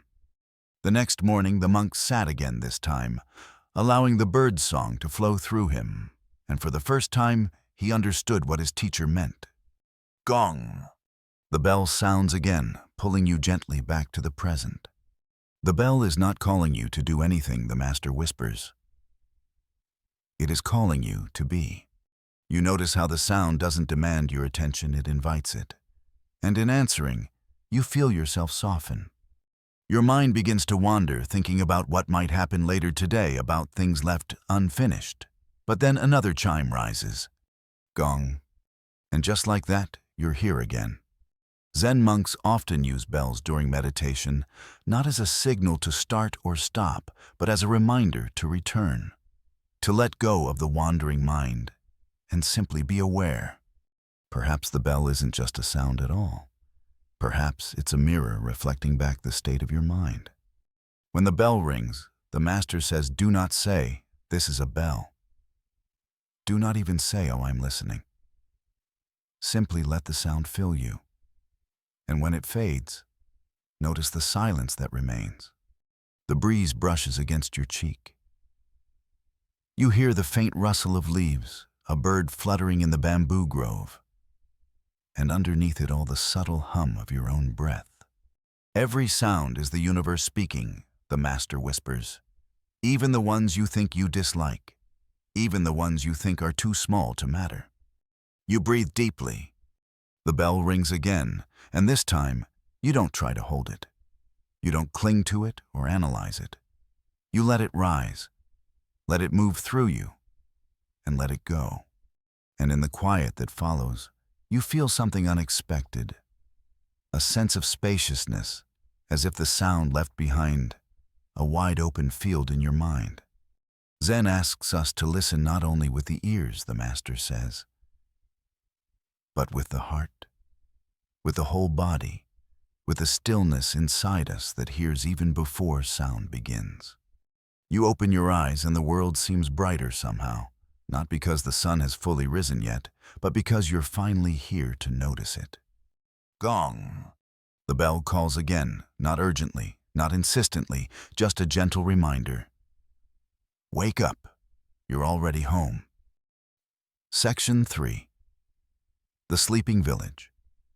Noticing the world as it stirs gently awake. The bell's echo fades, and for a long moment there is only silence, the kind of silence that feels thick alive, almost humming with potential. You let your breath settle into its own rhythm, slow and soft, as your eyes drift toward the village below. From your perch on the temple steps, you can see rooftops emerging from the shadow of night. Thin trails of smoke curl from a few chimneys, rising lazily into the pale gray sky.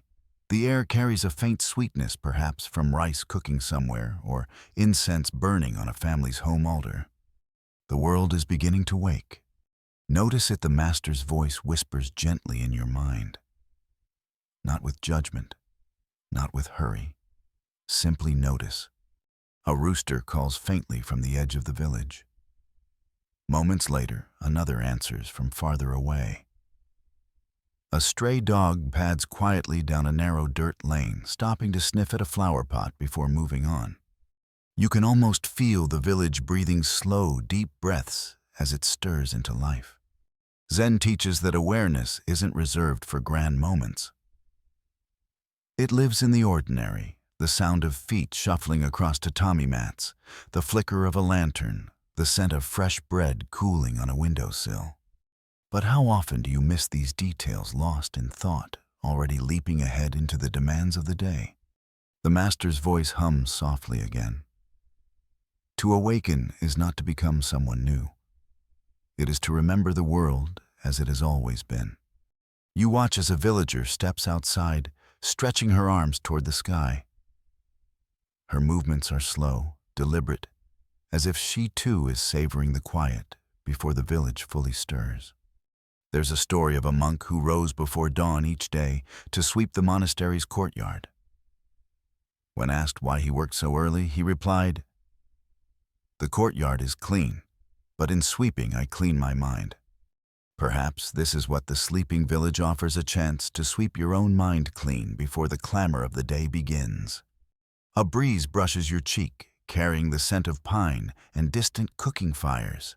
You breathe it in deeply, feeling how the air fills your chest, how it expands and softens you from within. The Buddha taught that to live mindfully is to live fully, the Master says. When we race ahead, we leave life behind. You think of your own mornings, the rush, the noise, the tasks piling up before you've even tasted the first sip of tea.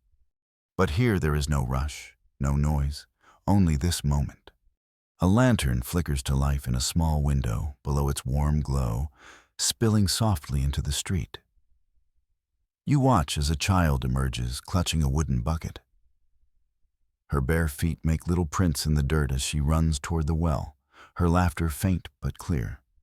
What would it feel like to live each day this way, not striving to achieve awareness, but allowing it to unfold naturally like the dawn itself? You close your eyes and listen. A bird chirps, a broom sweeps against stone, a door creaks open. Each sound rises and fades like ripples on a pond. None demanding your attention, yet each one gently inviting you back into the present. Zen asks us to walk through life like the monk sweeping the courtyard. The Master whispers, one breath, one step, one moment at a time. You open your eyes. The village below is fully awake now. And yet a hush still lingers in the air, a calm so deep you feel it echo softly in your own chest. Maybe this is what it means to be truly alive. To notice the world stirring, and in turn, to notice yourself stirring too. Section 4. The breath of morning air. Savoring awareness in the simplest inhale and exhale. The morning air brushes gently against your skin, cool and sweet, like water from a mountain spring. You breathe in deeply, and the air seems to carry with it the quiet fragrance of pine, damp earth, and the faintest trace of incense drifting up from the village below. Your breath fills you slow and steady, and for the first time in a long while, you notice how miraculous it feels to simply inhale. This breath, the Master's voice whispers in your mind, is life itself. You don't have to earn it. You don't have to strive for it. It comes to you freely like a gift.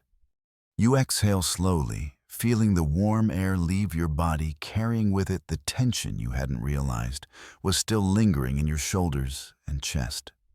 Zen teaches that awareness begins here, not in lofty ideas or long hours of study, but in the simplicity of breathing. The Buddha once said, "When walking, just walk.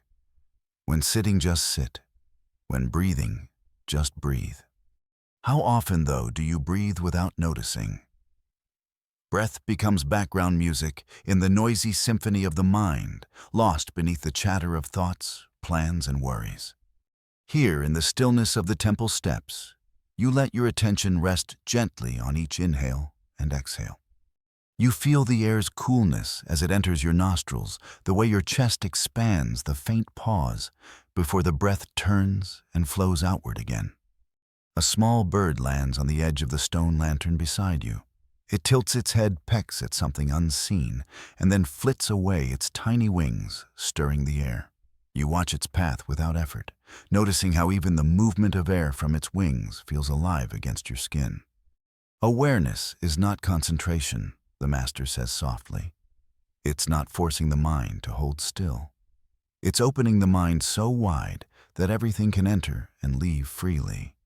You take another breath, and with it comes the sound of temple bells ringing faintly in the distance. The chimes blend with the rustling of bamboo leaves, with a gentle creak of wood as the temple's doors shift in the breeze. Every sound, every sensation seems to rise and fall in harmony with your breath. There's a Zen practice called anapanasati, mindfulness of breathing. Monks sit quietly watching the breath like a leaf floating downstream. They don't try to control it or deepen it. They simply notice this is an inhale, this is an exhale. What would it feel like to live even 1 hour of your day with that kind of gentle noticing? Try this, the Master whispers. Breathe in and silently say here. Breathe out and silently say now. Here, now. Let the breath remind you where you are. You follow his suggestion. Inhale here, exhale now. The words soften in your mind until they're less words and more feeling a quiet anchor to this moment. The bird returns to the lantern, a small feather dropping from its wing. It floats down slowly, spinning in the air before settling on the stone. You smile faintly. Even the feather seems to breathe. The breath is the bridge, the Master says. The bridge between body and mind, between you and the world. You close your eyes and let your awareness rest on the bridge, sensing how it carries you effortlessly between stillness and movement, between inside and outside, between thought and no thought. Each inhale feels like a gentle invitation. Each exhale, a soft release. And somewhere in that quiet rhythm, you begin to feel a spaciousness open, not just in your chest, but in your whole being. Perhaps this is why Zen monks return to the breath again and again, not because it's complicated, but because it is so beautifully simple. As the temple bells ring out once more, you inhale deeply and exhale slowly, feeling your breath weave itself into the very sound of the morning. Here, now. And for a moment, that is all you need.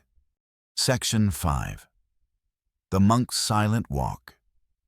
Walking meditation and the art of conscious steps.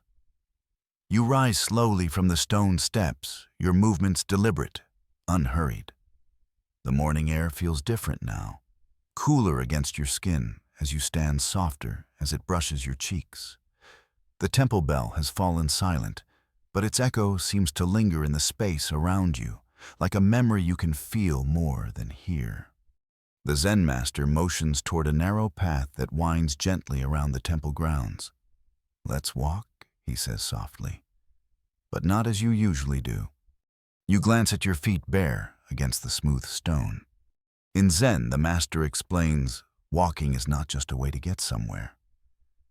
It's a practice of arriving with every step. You step forward cautiously, the stone cool beneath your toes. The simple act of walking feels almost foreign now.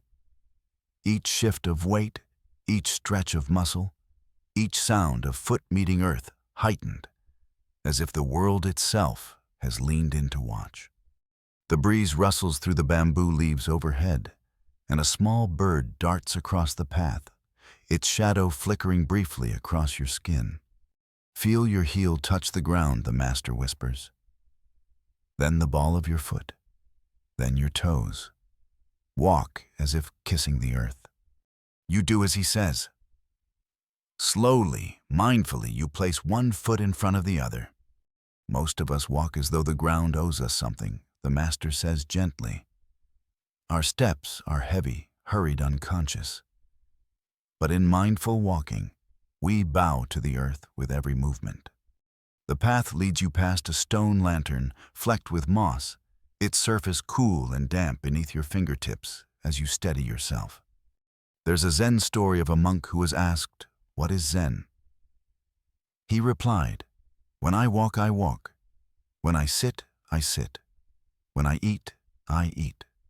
The questioner frowned. "Isn't that what everyone does?" "No," the monk said.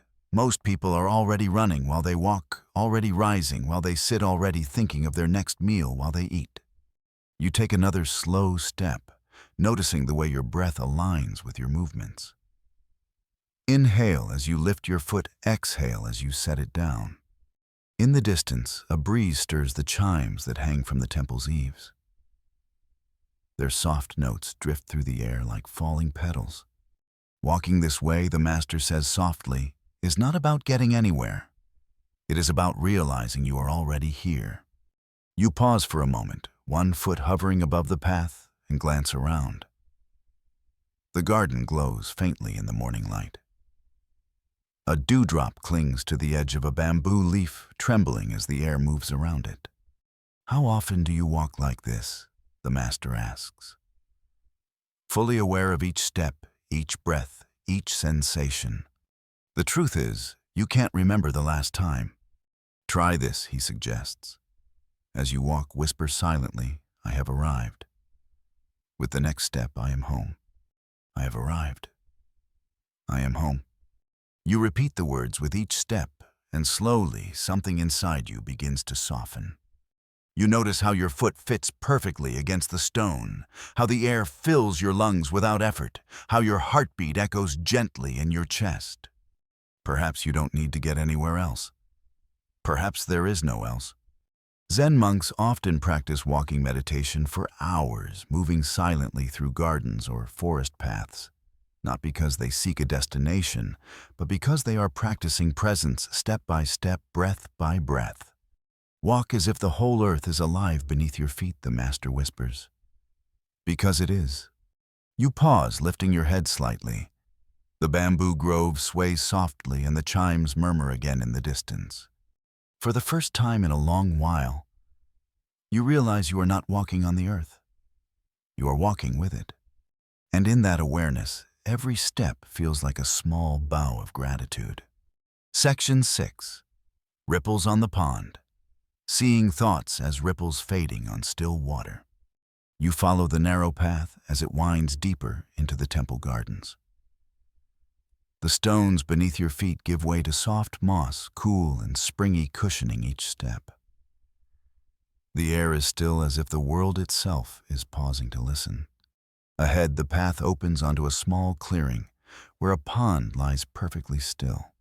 The surface reflects the pale morning sky, bamboo stalks arching gracefully over the water's edge. The Zen master stops and gestures for you to sit on a low wooden bench near the shore.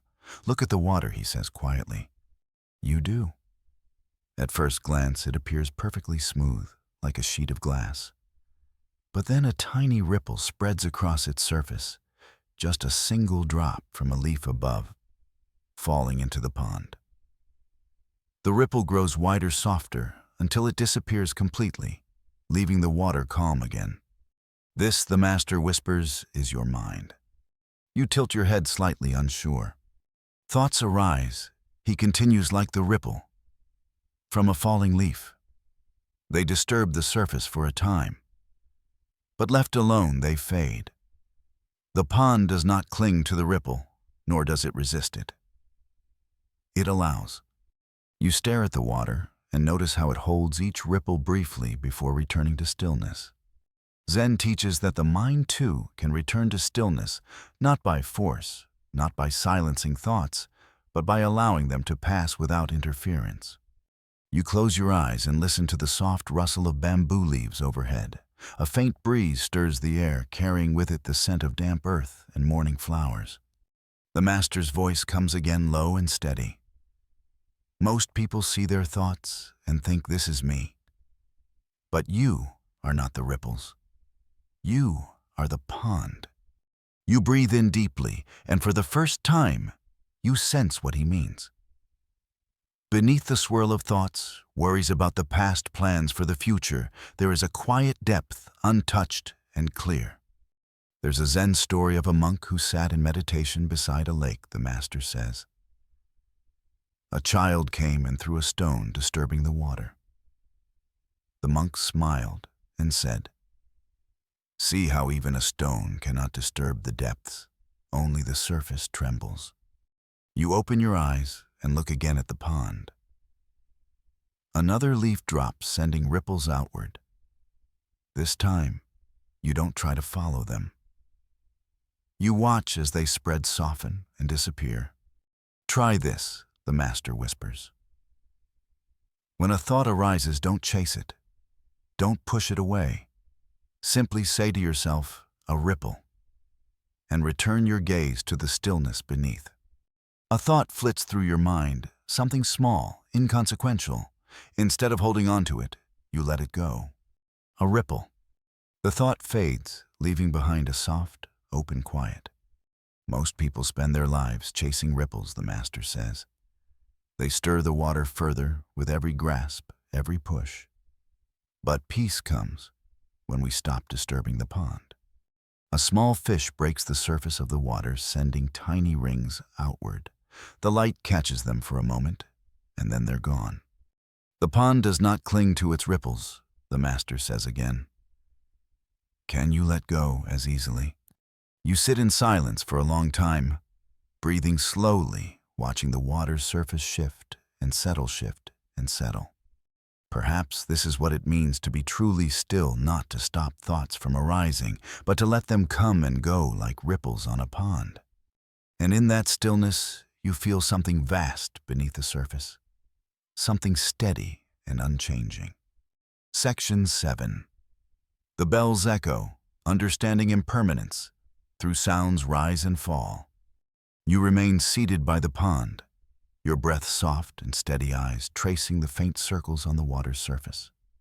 As the last ripple fades, the garden grows quiet again. And in that quiet, you notice something new. The faint hum of a temple bell drifting on the breeze. Gong! The sound is deep, rich, and so gentle it feels more like a vibration in your chest than a noise in your ears. Listen, the Zen master whispers. You close your eyes. The bell's tone swells for a moment, then begins to fade. First strong and steady, then softer, thinner, until it's little more than a whisper in the air. And then silence. The bell teaches us impermanence, the master says quietly.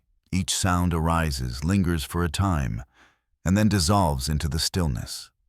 You breathe in slowly, letting the sound echo inside you, even as it disappears from the air. Most people fear endings, the master continues. They cling to beginnings and mourn what passes. But the bell does not cling to its own sound. It rings, and then it rests. You open your eyes and glance at the pond. A single leaf drifts across its surface, caught in a faint breeze. There's a Zen story about a monk who asked his master, "What is the sound of one hand clapping?" You smile faintly at the riddle. You've heard it before, but sitting here now, it feels less like a puzzle to solve and more like an invitation to listen beyond sound itself. The bell's echo is not just in the air, the master says. It's in you. Do you notice how the silence feels fuller after the sound fades? You pause, and he's right. The silence is not empty. It hums softly, as if holding the memory of the bell within it. The Buddha taught that all things are like this, the master whispers. They arise, they linger, they pass. Each breath, each thought, each life is a bell ringing in the vastness of the universe. You close your eyes again, listening deeply to the space around you. Another chime rises in the distance. Gong.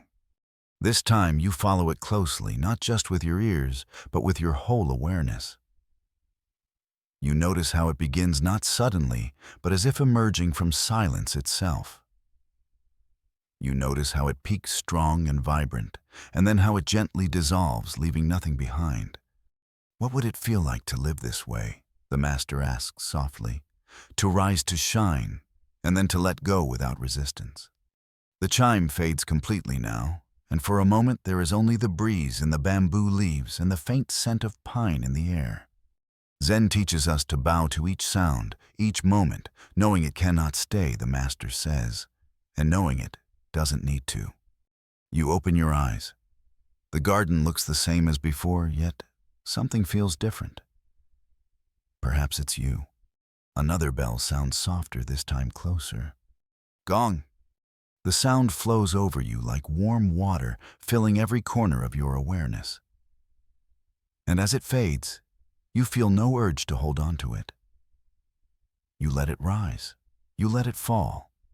And in the space it leaves behind, you find a stillness deeper than sound. The echo is not the bell, the master says. But without the echo, how would you know the bell rang at all? You breathe deeply, feeling the rise and fall of your chest. Perhaps you too are like the bell, your presence rising and falling in this world, leaving behind echoes in ways you may never fully know. And perhaps that's enough. Section 8. The Waking Birds. Finding wisdom in nature's effortless awareness. The last echo of the bell fades, and the garden drifts into a softer kind of silence, one alive with tiny sounds you hadn't noticed before. A faint flutter of wings, the creak of bamboo swaying in the breeze, the delicate rustle of feathers as a small sparrow lands on the edge of the pond. Watch them, the Zen master whispers. Your eyes follow the sparrow as it hops along the stone, dipping its beak into the water. Another bird flutters down beside it, feathers puffed against the cool morning air. Together they move as if guided by some invisible rhythm, no hesitation, no wasted effort. Birds don't meditate, the master says softly. They don't practice mindfulness. And yet they are fully present in every moment. The sparrow shakes its wings, sending tiny droplets of water into the air. Each bead catches the sunlight, like a fleeting jewel before vanishing back into the pond. Humans think awareness is something they must achieve. The master continues. But nature lives it effortlessly. The bird does not plan its song. The bamboo does not force itself to sway. You take a slow breath, watching as the birds move about with quiet focus. They peck, flutter, and pause, completely absorbed in the simplicity of being. There's a Zen story of a student who asked his teacher, "What is enlightenment?" The teacher pointed to a bird pecking at a grain of rice and said, "There." At first, the student was confused. But as he watched the bird, he began to see there was no past, no future in its movement, only this grain of rice, this exact moment. Notice how they do not rush, the master whispers, yet nothing is left undone. The sparrow flits to a branch above, and its tiny claws grip the bark with perfect ease. Another bird lets out a soft, warbling song, a sound so pure and unforced it seems to rise directly from the stillness itself. Zen calls this Wu Wei, the master says. Effortless action, allowing life to flow through you without clinging or resistance. You close your eyes and listen. The bird's song carries through the morning air, mingling with the faint trickle of water from a bamboo spout nearby. How often do you live like this? Fully awake to what's here without grasping for what comes next. Try this, the master suggests. When you hear a sound, birds, wind, even your own breath, don't label it. Don't say, "That's a bird."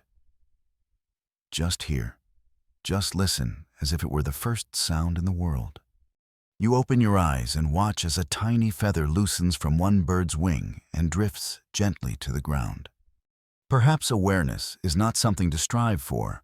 Perhaps it is already here waiting for you to notice. The sparrows take flight suddenly, their wings slicing the air with a soft whir that vibrates faintly in your chest. You follow their path as they rise and disappear into the bamboo grove. The birds don't cling to their perch, the master says quietly. When the time comes, they let go.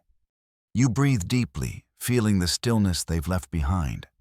Maybe that's the lesson: to perch lightly, to sing fully, and to release when it is time to fly. Section 9. A Sip of Warm Tea. Exploring mindfulness in touch, taste, and smell. The birds have vanished into the bamboo grove, their songs lingering faintly in the cool morning air. The garden feels even quieter now, as though the very earth is pausing to breathe. The Zen master gestures for you to follow him back to the temple veranda. There, a small tray awaits 2 ceramic cups, a slender clay teapot, and a tiny bowl of loose tea leaves. The faint aroma drifts towards you, earthy, grassy, with a whisper of sweetness. "Sit," the master says softly. You settle onto the wooden floor, the smooth grain warm beneath your palms. The master kneels beside the tray and begins preparing the tea with slow, deliberate movements. Tea, he says, is not merely a drink in Zen. It is a teacher. He scoops a small mound of tea leaves into the pot, pours hot water over them, and waits as steam curls upward in thin, silvery ribbons. Most people drink tea to wake up, he continues. But in Zen, we drink tea to remember we are already awake. You watch as he lifts the teapot and pours. The stream of liquid arcs gracefully amber-green and glistening as it fills the cups.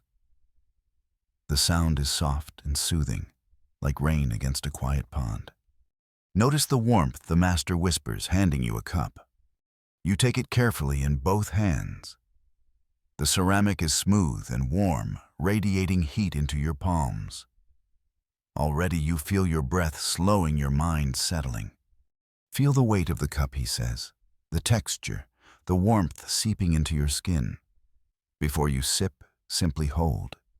You do as he says, noticing how the steam rises in delicate wisps, carrying the scent of fresh leaves and earth after rain. There's a Zen saying, the master murmurs, when drinking tea, just drink tea. Not drink and plan, not drink and remember, only drink.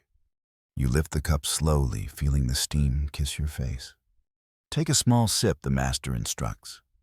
The liquid touches your lips, warm and smooth. And as you swallow, you taste layers of flavor, grassy, earthy, faintly sweet. The warmth spreads down your throat, filling you from within like a gentle fire. You pause, surprised by how vivid it feels, how rarely you've actually tasted tea before, despite all the cups you've drained in hurried mornings. Mindfulness begins in small things, the master says. The taste of tea, the sound of wind, the weight of your own breath. You take another sip slower this time, letting the flavor rest on your tongue before swallowing. Monks sometimes spend hours in tea ceremony. He explains, not to perfect technique, but to perfect presence. A breeze stirs, and you watch as a single bamboo leaf drifts down, landing soundlessly on the veranda beside you. Try this, the master suggests. Tomorrow morning, before the rush of your day, make 1 cup of tea. Hold it, smell it, sip it slowly. Let it be the only thing in the world for those few moments. You nod softly, feeling the truth in his words. Perhaps you don't need grand practices or endless hours of meditation. Perhaps mindfulness is as simple as this 1 sip fully tasted. The master finishes his tea and sets the cup down with a faint clink. In Zen, every act is an opportunity for awakening, even the smallest ones. You cradle your own cup in your hands a moment longer before setting it down. The warmth lingers on your palms, and so does the quiet peace that has settled over you like a soft blanket. Tea is not just tea, the master says gently. It is the whole universe poured into a single cup. You take a deep breath, letting the lingering scent of leaves and steam fill your chest. And for a brief, luminous moment, you feel as though you've tasted not just tea, but life itself. Section 10. The Lantern's Glow. How awareness illuminates the mind like light in darkness. The tea's warmth lingers in your chest, long after the last sip, a quiet ember glowing softly within you. The Zen master rises slowly, his robes brushing lightly against the wooden floor. He picks up a small paper lantern from the corner of the veranda. "Follow me," he says gently. You stand and step into the garden once more. The air has shifted again, no longer cool with the freshness of dawn, but carrying a faint golden warmth as the sun begins its slow ascent. The master lights the lantern, and its flame flickers to life, casting a soft, steady glow that dances on the paper walls. In Zen, he says softly, awareness is like this lantern. It does not force the darkness away. It simply illuminates. He holds the lantern aloft, and you watch as the light spills across the mossy stones at your feet, revealing tiny details you hadn't noticed before: the delicate veins of a fallen leaf, the faint shimmer of dew clinging to a blade of grass. How often, he asks, do you move through your life in shadows, not seeing, not noticing? You pause, recalling how many mornings you've rushed past beauty without seeing it, sunlight on a window pane, steam rising from a cup, the quiet smile of someone you love. Awareness, the master continues, is not something you create. It is already there waiting for you to lift the lantern. He sets the lantern down beside a stone path and kneels next to a small pool where koi swim lazily beneath the surface. Their scales catch the light, flashing gold and white and orange in graceful arcs. The mind is like this pool, the master says. When clouded, it reflects nothing. But when awareness illuminates it, the surface becomes clear, and you can see the fish swimming below. You kneel beside him and peer into the water. At first, all you see are faint ripples. Then, as you let your gaze soften, shapes emerge. Fins, tails, gentle movements that seem to weave through the depths like living brushstrokes. Zen asks nothing more than this, the master whispers. To notice, to see, to let light touch what has been hidden. There's a story of a monk who, walking in darkness, stubbed his toe against a rock. Angry and cursing, he demanded to know why life was full of such pain. His master handed him a lantern and said, "Perhaps the problem is not the path, but that you are walking it in the dark." You glance again at the paper lantern beside you. Its glow is modest, fragile even, but somehow it makes the entire garden seem more alive. Try this, the master suggests. As you move through your day, imagine a lantern within you. Let it light each moment, each step, each breath. You take a slow inhale, feeling how even your chest seems to glow faintly with each breath in, each breath out. Awareness does not shout, the master says softly. It whispers. It does not flood the world with light. It illuminates just enough for you to take the next step. A breeze stirs the flame, and the shadows on the stones shift gently. The koi ripple the water, their movements calm and unhurried. Perhaps enlightenment is not a sudden flash of brilliance, the master muses. Perhaps it is this, a single lantern in the quiet darkness, showing you what was already there all along. You stand with him, feeling the warmth of the lantern's glow, not only on your skin, but deep within you. And as the master lifts the lantern once more, leading you back toward the temple, you realize, maybe the light you've been searching for has never been far away. Maybe it has always been waiting in your own hands. Section 11. The Bamboo Grove, observing life's constant change without resistance. The master carries the lantern with steady hands as you follow him along the narrow path that winds into a bamboo grove. The air shifts here cooler, laced with the faint scent of green leaves and earth. The tall bamboo stalks rise around you like pillars in a living cathedral, their slender trunks swaying gently with the breeze. You pause for a moment and listen. Clack, clack, clack. The hollow sound of bamboo stalks tapping against each other echoes softly through the grove. It is not chaotic or jarring. Instead, it feels rhythmic, almost like the slow breath of the earth itself. Watch the bamboo, the master whispers, his voice low and calm. You let your eyes rest on the slender green stalks. They bend easily with the wind, their tops swaying gracefully as if in a slow, deliberate dance. In Zen, bamboo teaches us about change, he says. It does not resist the wind. It does not fight the seasons. It bends, and in bending, it survives. A stronger gust sweeps through the grove, and you hear a chorus of whispers and creaks as the bamboo leans low, nearly touching the ground. But as soon as the wind passes, they rise again, tall, supple, unbroken. How often do you resist the winds of life, the master asks softly. How often do you cling to what was fearing what is to come? You think of times when you've struggled against change, gripping tightly to plans, relationships, even old versions of yourself that no longer fit. There's a story of a storm that felled every tree in the forest, except the bamboo, the master continues. The oaks snapped their rigid trunks, unable to yield. But the bamboo swayed low, and stood again after the winds had gone. You watch as a single bamboo leaf flutters down from above and lands soundlessly on the moss at your feet.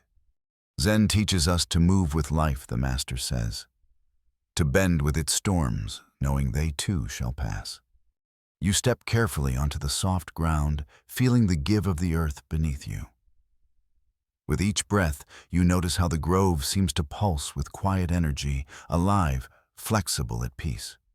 Try this, the Master suggests. When you face change, whisper to yourself, bend like bamboo. Let the wind pass through you.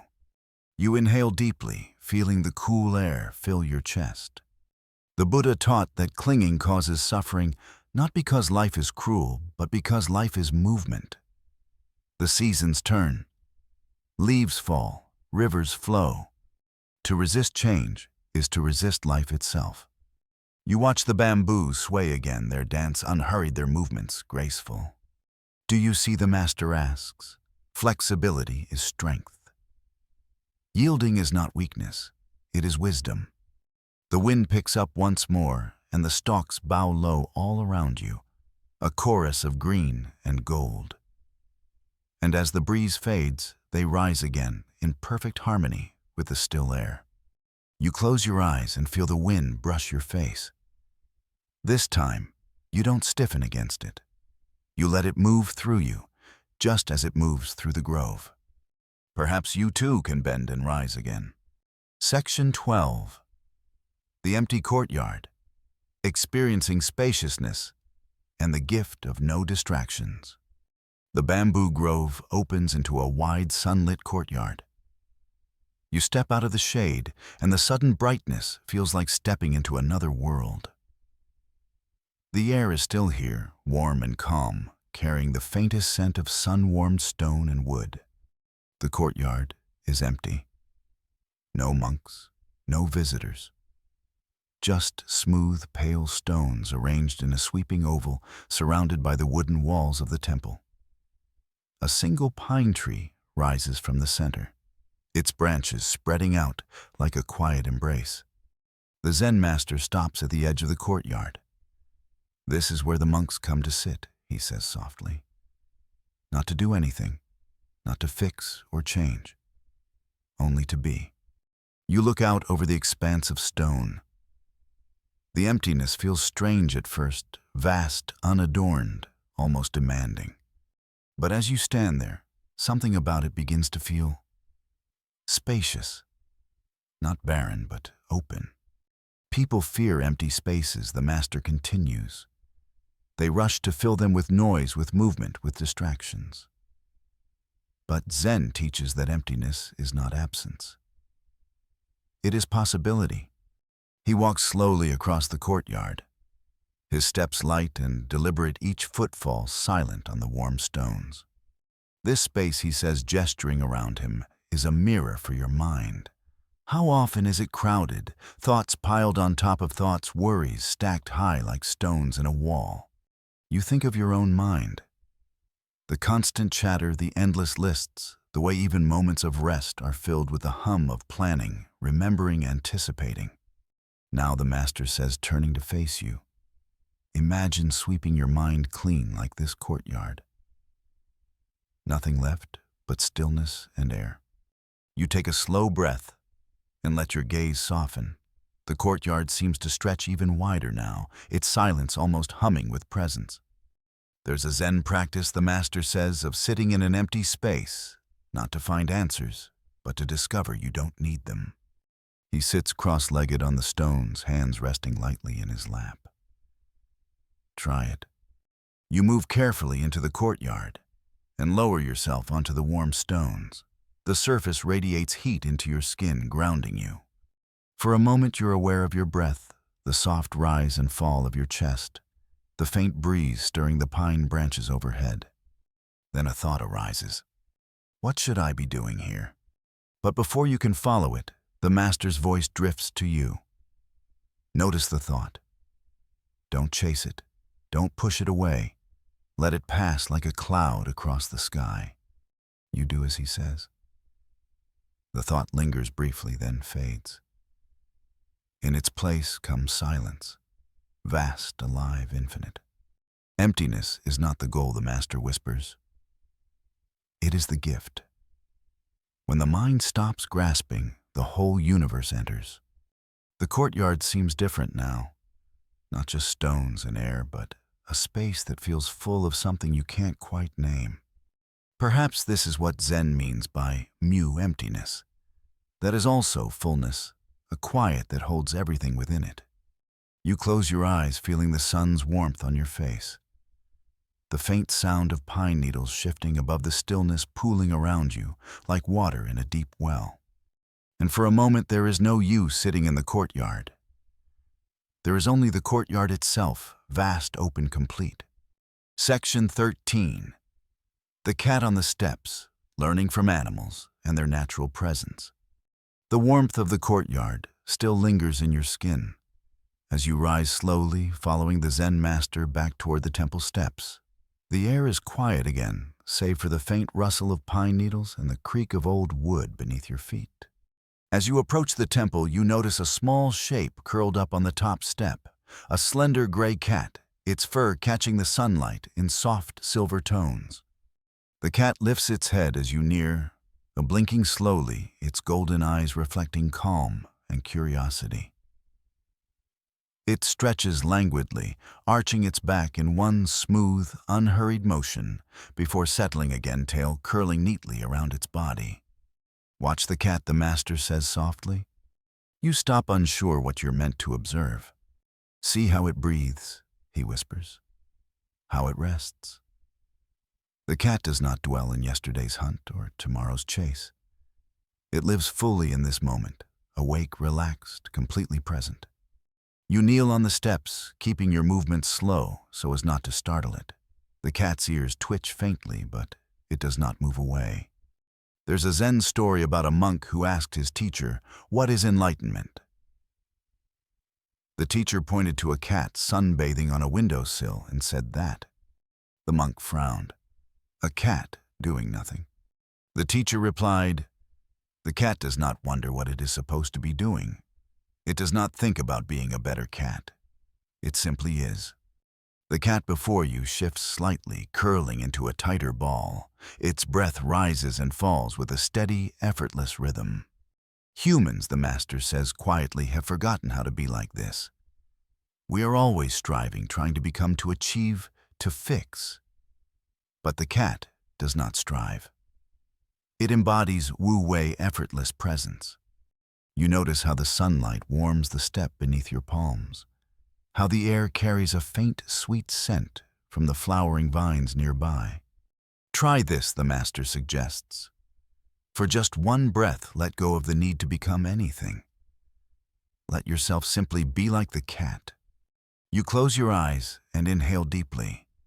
The air fills your lungs, cool and light. As you exhale, you imagine all striving leaving your body like mist dissolving in morning sun.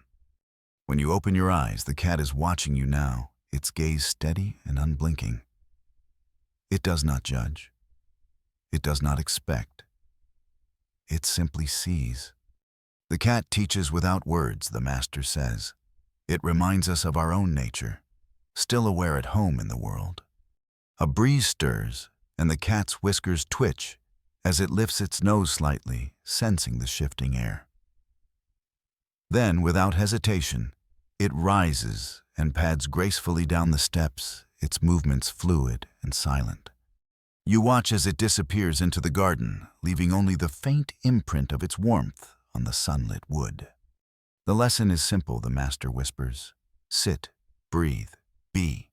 That is enough. Perhaps the cat knows something we've forgotten, that peace is not something you chase, but something you notice right here in this breath, on this step, in this quiet morning. Section 14. The temple garden, tending awareness like a delicate flower. The gray cat has disappeared into the shadows of the garden, leaving behind only a faint warmth on the temple steps, and the memory of its steady, untroubled gaze. You rise slowly, the wooden floor cool under your feet, and follow the Zen master as he walks toward the garden gate. This way, he says softly. The gate opens into the temple's inner garden, a quiet, walled space where moss carpets the ground like green velvet. Smooth stones are arranged in careful patterns, and a single cherry tree spreads its branches overhead, its blossoms pale and delicate in the soft light.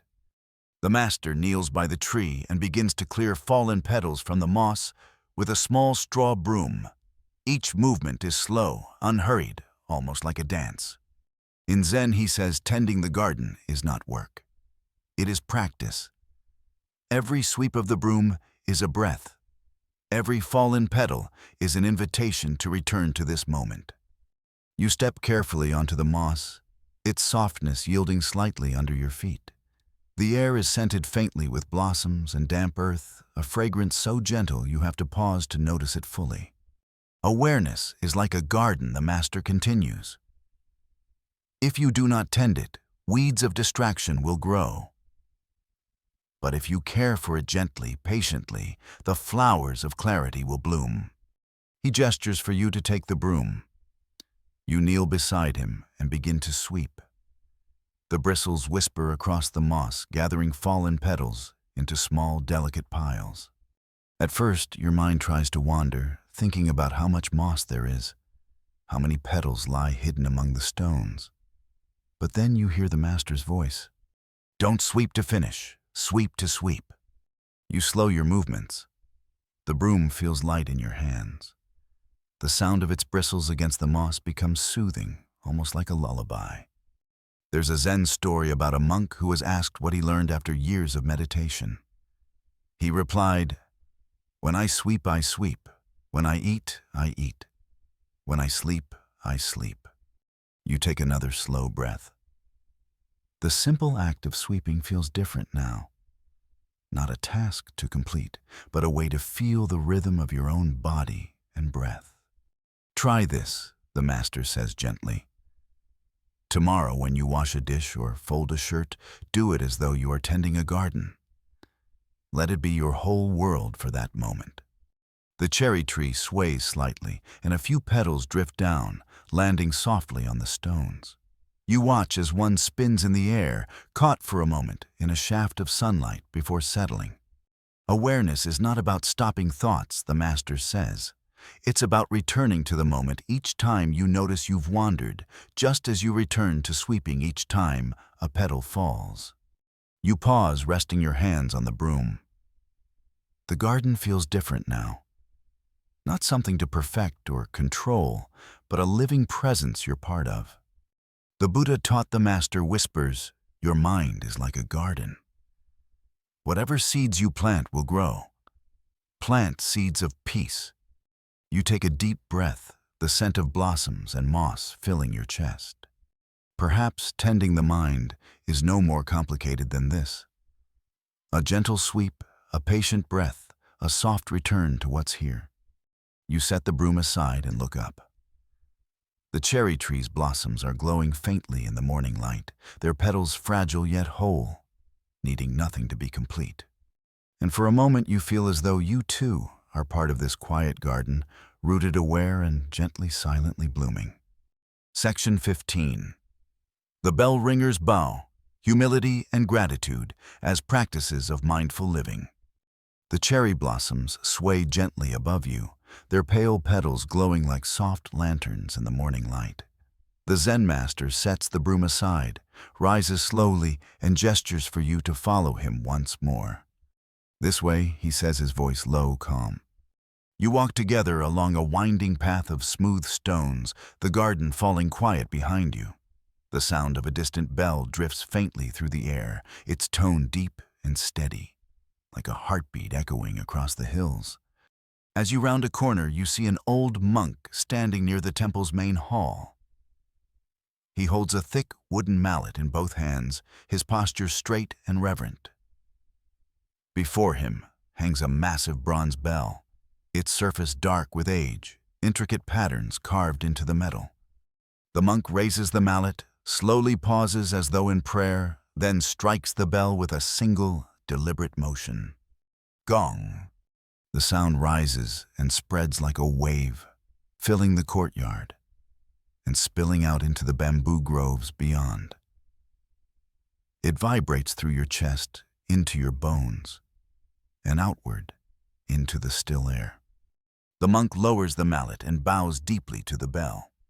Why does he bow, you whisper to the Zen master?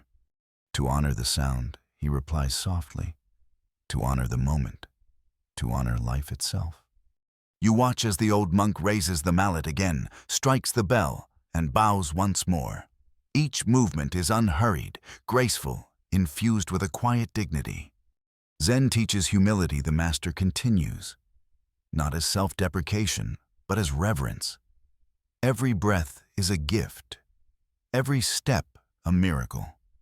Gratitude is the natural response to seeing life clearly.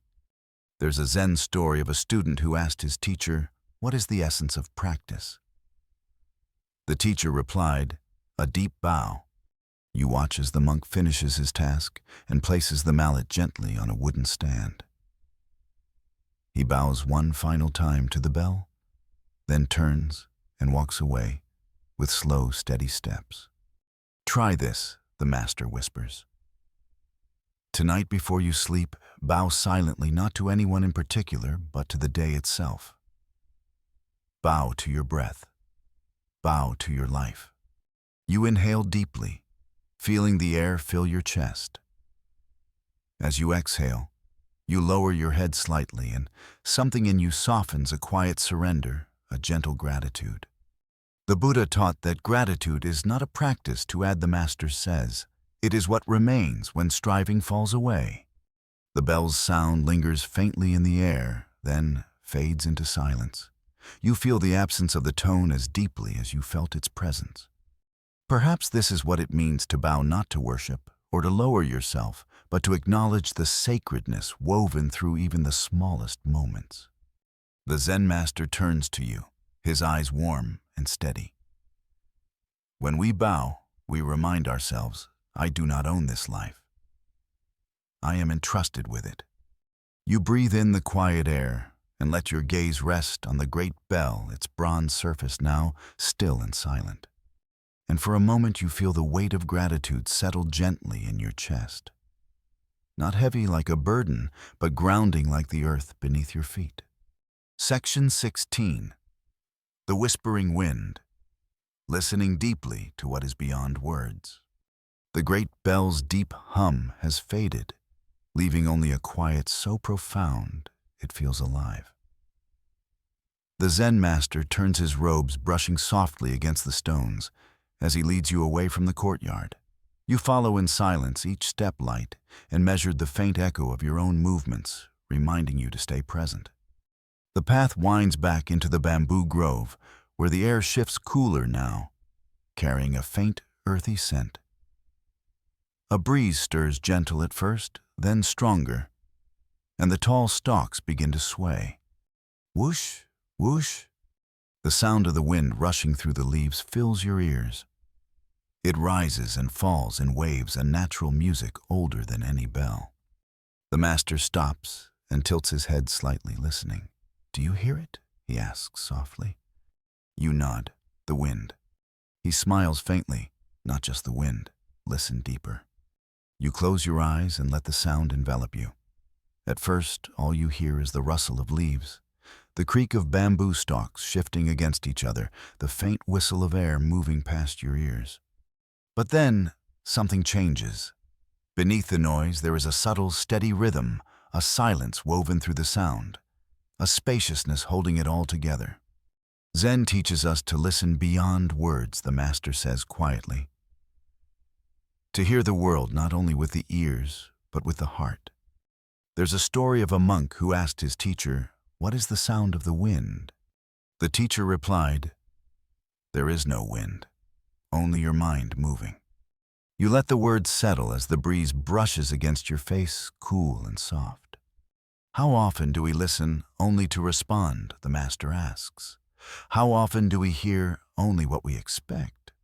You think of conversations where you were already rehearsing your reply before the other person finished speaking, moments when you nodded but didn't truly hear.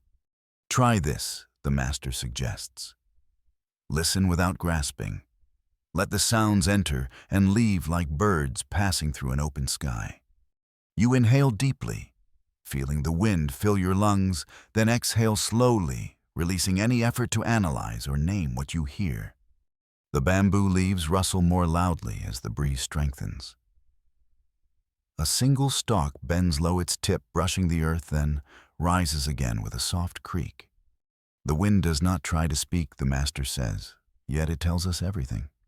You listen again, not searching for meaning, but allowing the sounds to wash over you, the whisper of leaves, the gentle thud of a falling branch, the faint sigh of air moving past your skin. And beneath it all, you sense something deeper, still a quiet presence that feels less like sound and more like a heartbeat, steady and calm.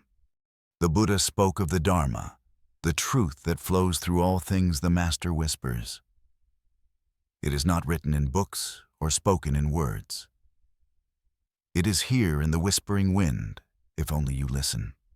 You open your eyes slowly. The grove seems brighter now, the green leaves glowing faintly in the soft light filtering through the canopy. Perhaps this is what it means to listen deeply, not to hear more, but to hear fully. The wind softens to a gentle breeze, and the bamboo returns to stillness. Yet, even in the quiet, you feel its echo inside you, a soft reminder that the world is always speaking, even in silence. Section 17. The quiet between bells. Discovering awareness in stillness itself. The wind dies down, and the bamboo grove falls into a hush so deep it feels as though the air itself has paused. The Zen master walks ahead with light, unhurried steps. You follow your own footfalls, nearly silent on the soft moss beneath you. Eventually, you come to a small wooden platform overlooking a valley. Far below, the rooftops of the village peek through a thin veil of mist, their shapes muted and dreamlike in the pale light of early day. The master sits cross-legged on the edge of the platform, his robes pooling neatly around him. He gestures for you to join him.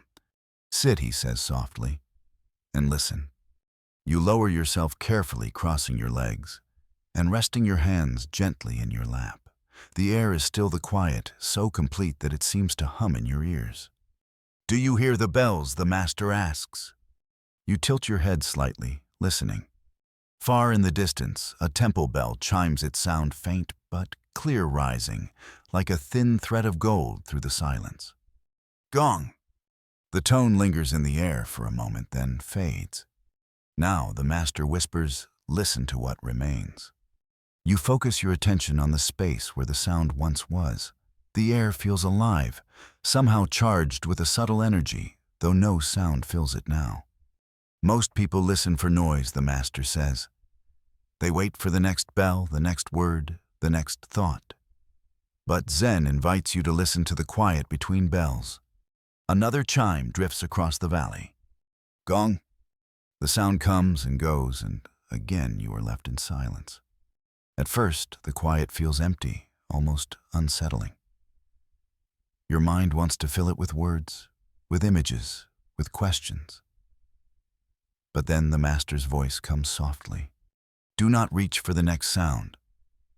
Rest in the space that is already here. You close your eyes and breathe deeply. There's a Zen story of a student who asked his master, "What is enlightenment?" The master struck a bell and asked, "What is the sound before the bell?" The student was puzzled. There is no sound before the bell. The master smiled. Exactly. You sit listening deeply, not just with your ears, but with your whole body. And slowly, something shifts. The quiet no longer feels like an absence. It feels full, like a vast, open field where all things might arise. The quiet between bells, the master says, is not nothingness. It is where you meet yourself. Another chime echoes faintly. Gong! This time, you don't wait for it to end. You don't anticipate the next one. You rest in the moment as it is sound and silence blending into a single, seamless whole. Try this, the master suggests. As you go about your day, notice the spaces between sounds, the pause before a bird sings, the stillness before a breeze begins. Awareness lives there too. You breathe in slowly, feeling how even your own inhale and exhale are separated by a tiny pause. Perhaps life is not only in the sounds, the movements, the doing. Perhaps it is also in the spaces between, in the pauses, in the stillness, in the quiet that holds everything together. The bell chimes one last time, softer now, barely more than a whisper. And in the silence that follows, you feel a calm so deep it seems to stretch far beyond this moment, beyond the grove, beyond even you. Section 18. The temple bells at dawn, returning fully to yourself, awake and at peace. The faint echo of the bell dissolves into the quiet air, leaving only the sound of your own breath, slow, steady, and deep. The Zen master remains still beside you on the wooden platform, his eyes half closed, as if he too is listening to a sound beyond sound. As the first rays of the sun crest the distant hills, the temple bells begin to chime again. This time, the sound is fuller, richer, rolling across the valley like waves on a vast ocean. Gong! Gong! Gong! Each tone rises, blooms, and fades into the next. The sequence is unhurried, neither rushed nor delayed, as if the bells are in perfect harmony with the rhythm of the earth itself. The bells mark no beginning and no end, the master says softly. They do not announce the hour. They are simply the voice of awareness. You let the sound fill you completely. There's no need to analyze or name it. The bell is not beautiful or deep or calm. It simply is. And in this moment, so are you. The Buddha taught, the master continues, when you see, just see. When you hear, just hear. When you know, just know. You close your eyes and listen not just to the bells, but to the subtle orchestra around them, the whisper of bamboo leaves swaying in the breeze, the faint creak of the wooden platform beneath you, the sound of your own heart quietly keeping time. Zen is not something you achieve, the master says. It is returning. Returning to yourself, to this moment, to the stillness that has always been here. You take a slow breath. The air is cool as it enters your nostrils, warm as it leaves your lips. The bells continue their steady chime. Each tone feels like a wave washing gently over you, loosening old tension, softening thoughts, and drawing you deeper into quiet awareness. There's a Zen story about a monk who sat beneath a great bell at dawn every morning. He never struck it. He never waited for it to chime. He simply sat breathing until he could hear the sound of the bell within himself, even in silence. Try this, the master suggests. Tomorrow morning, before the world stirs, listen for the temple bells within your own chest, the quiet ringing of life itself. The final chime rises, lingers, and fades into the air, leaving behind a vast, luminous stillness. You open your eyes. The valley below glows with the soft light of dawn. The village rooftops glimmer faintly, the mist dissolving into pale gold as the sun climbs higher.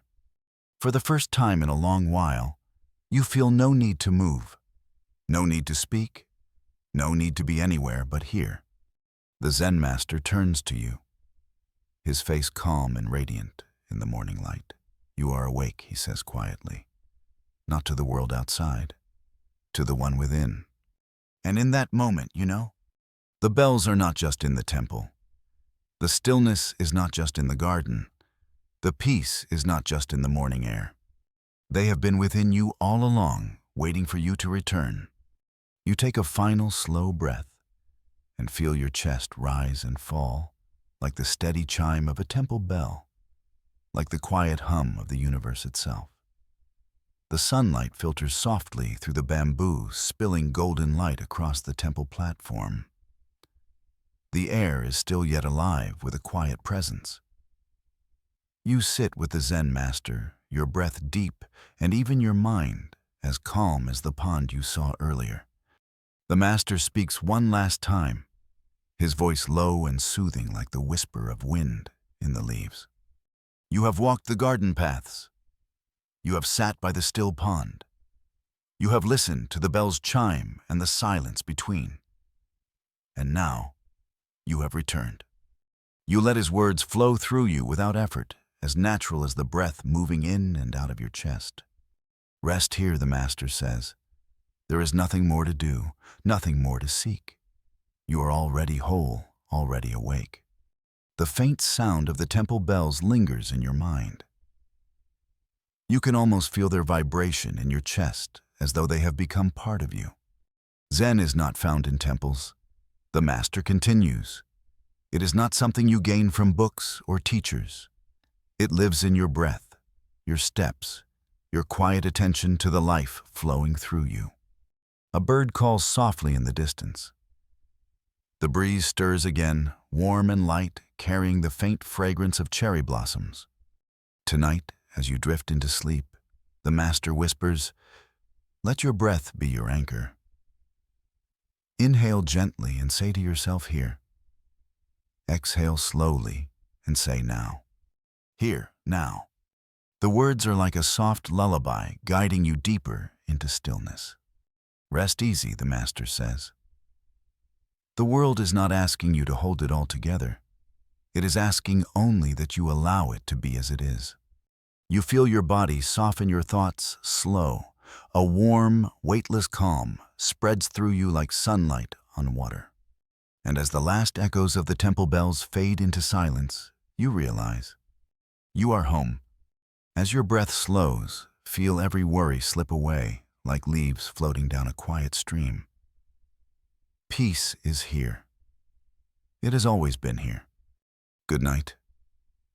May your rest be deep and your heart light. Sweet dreams.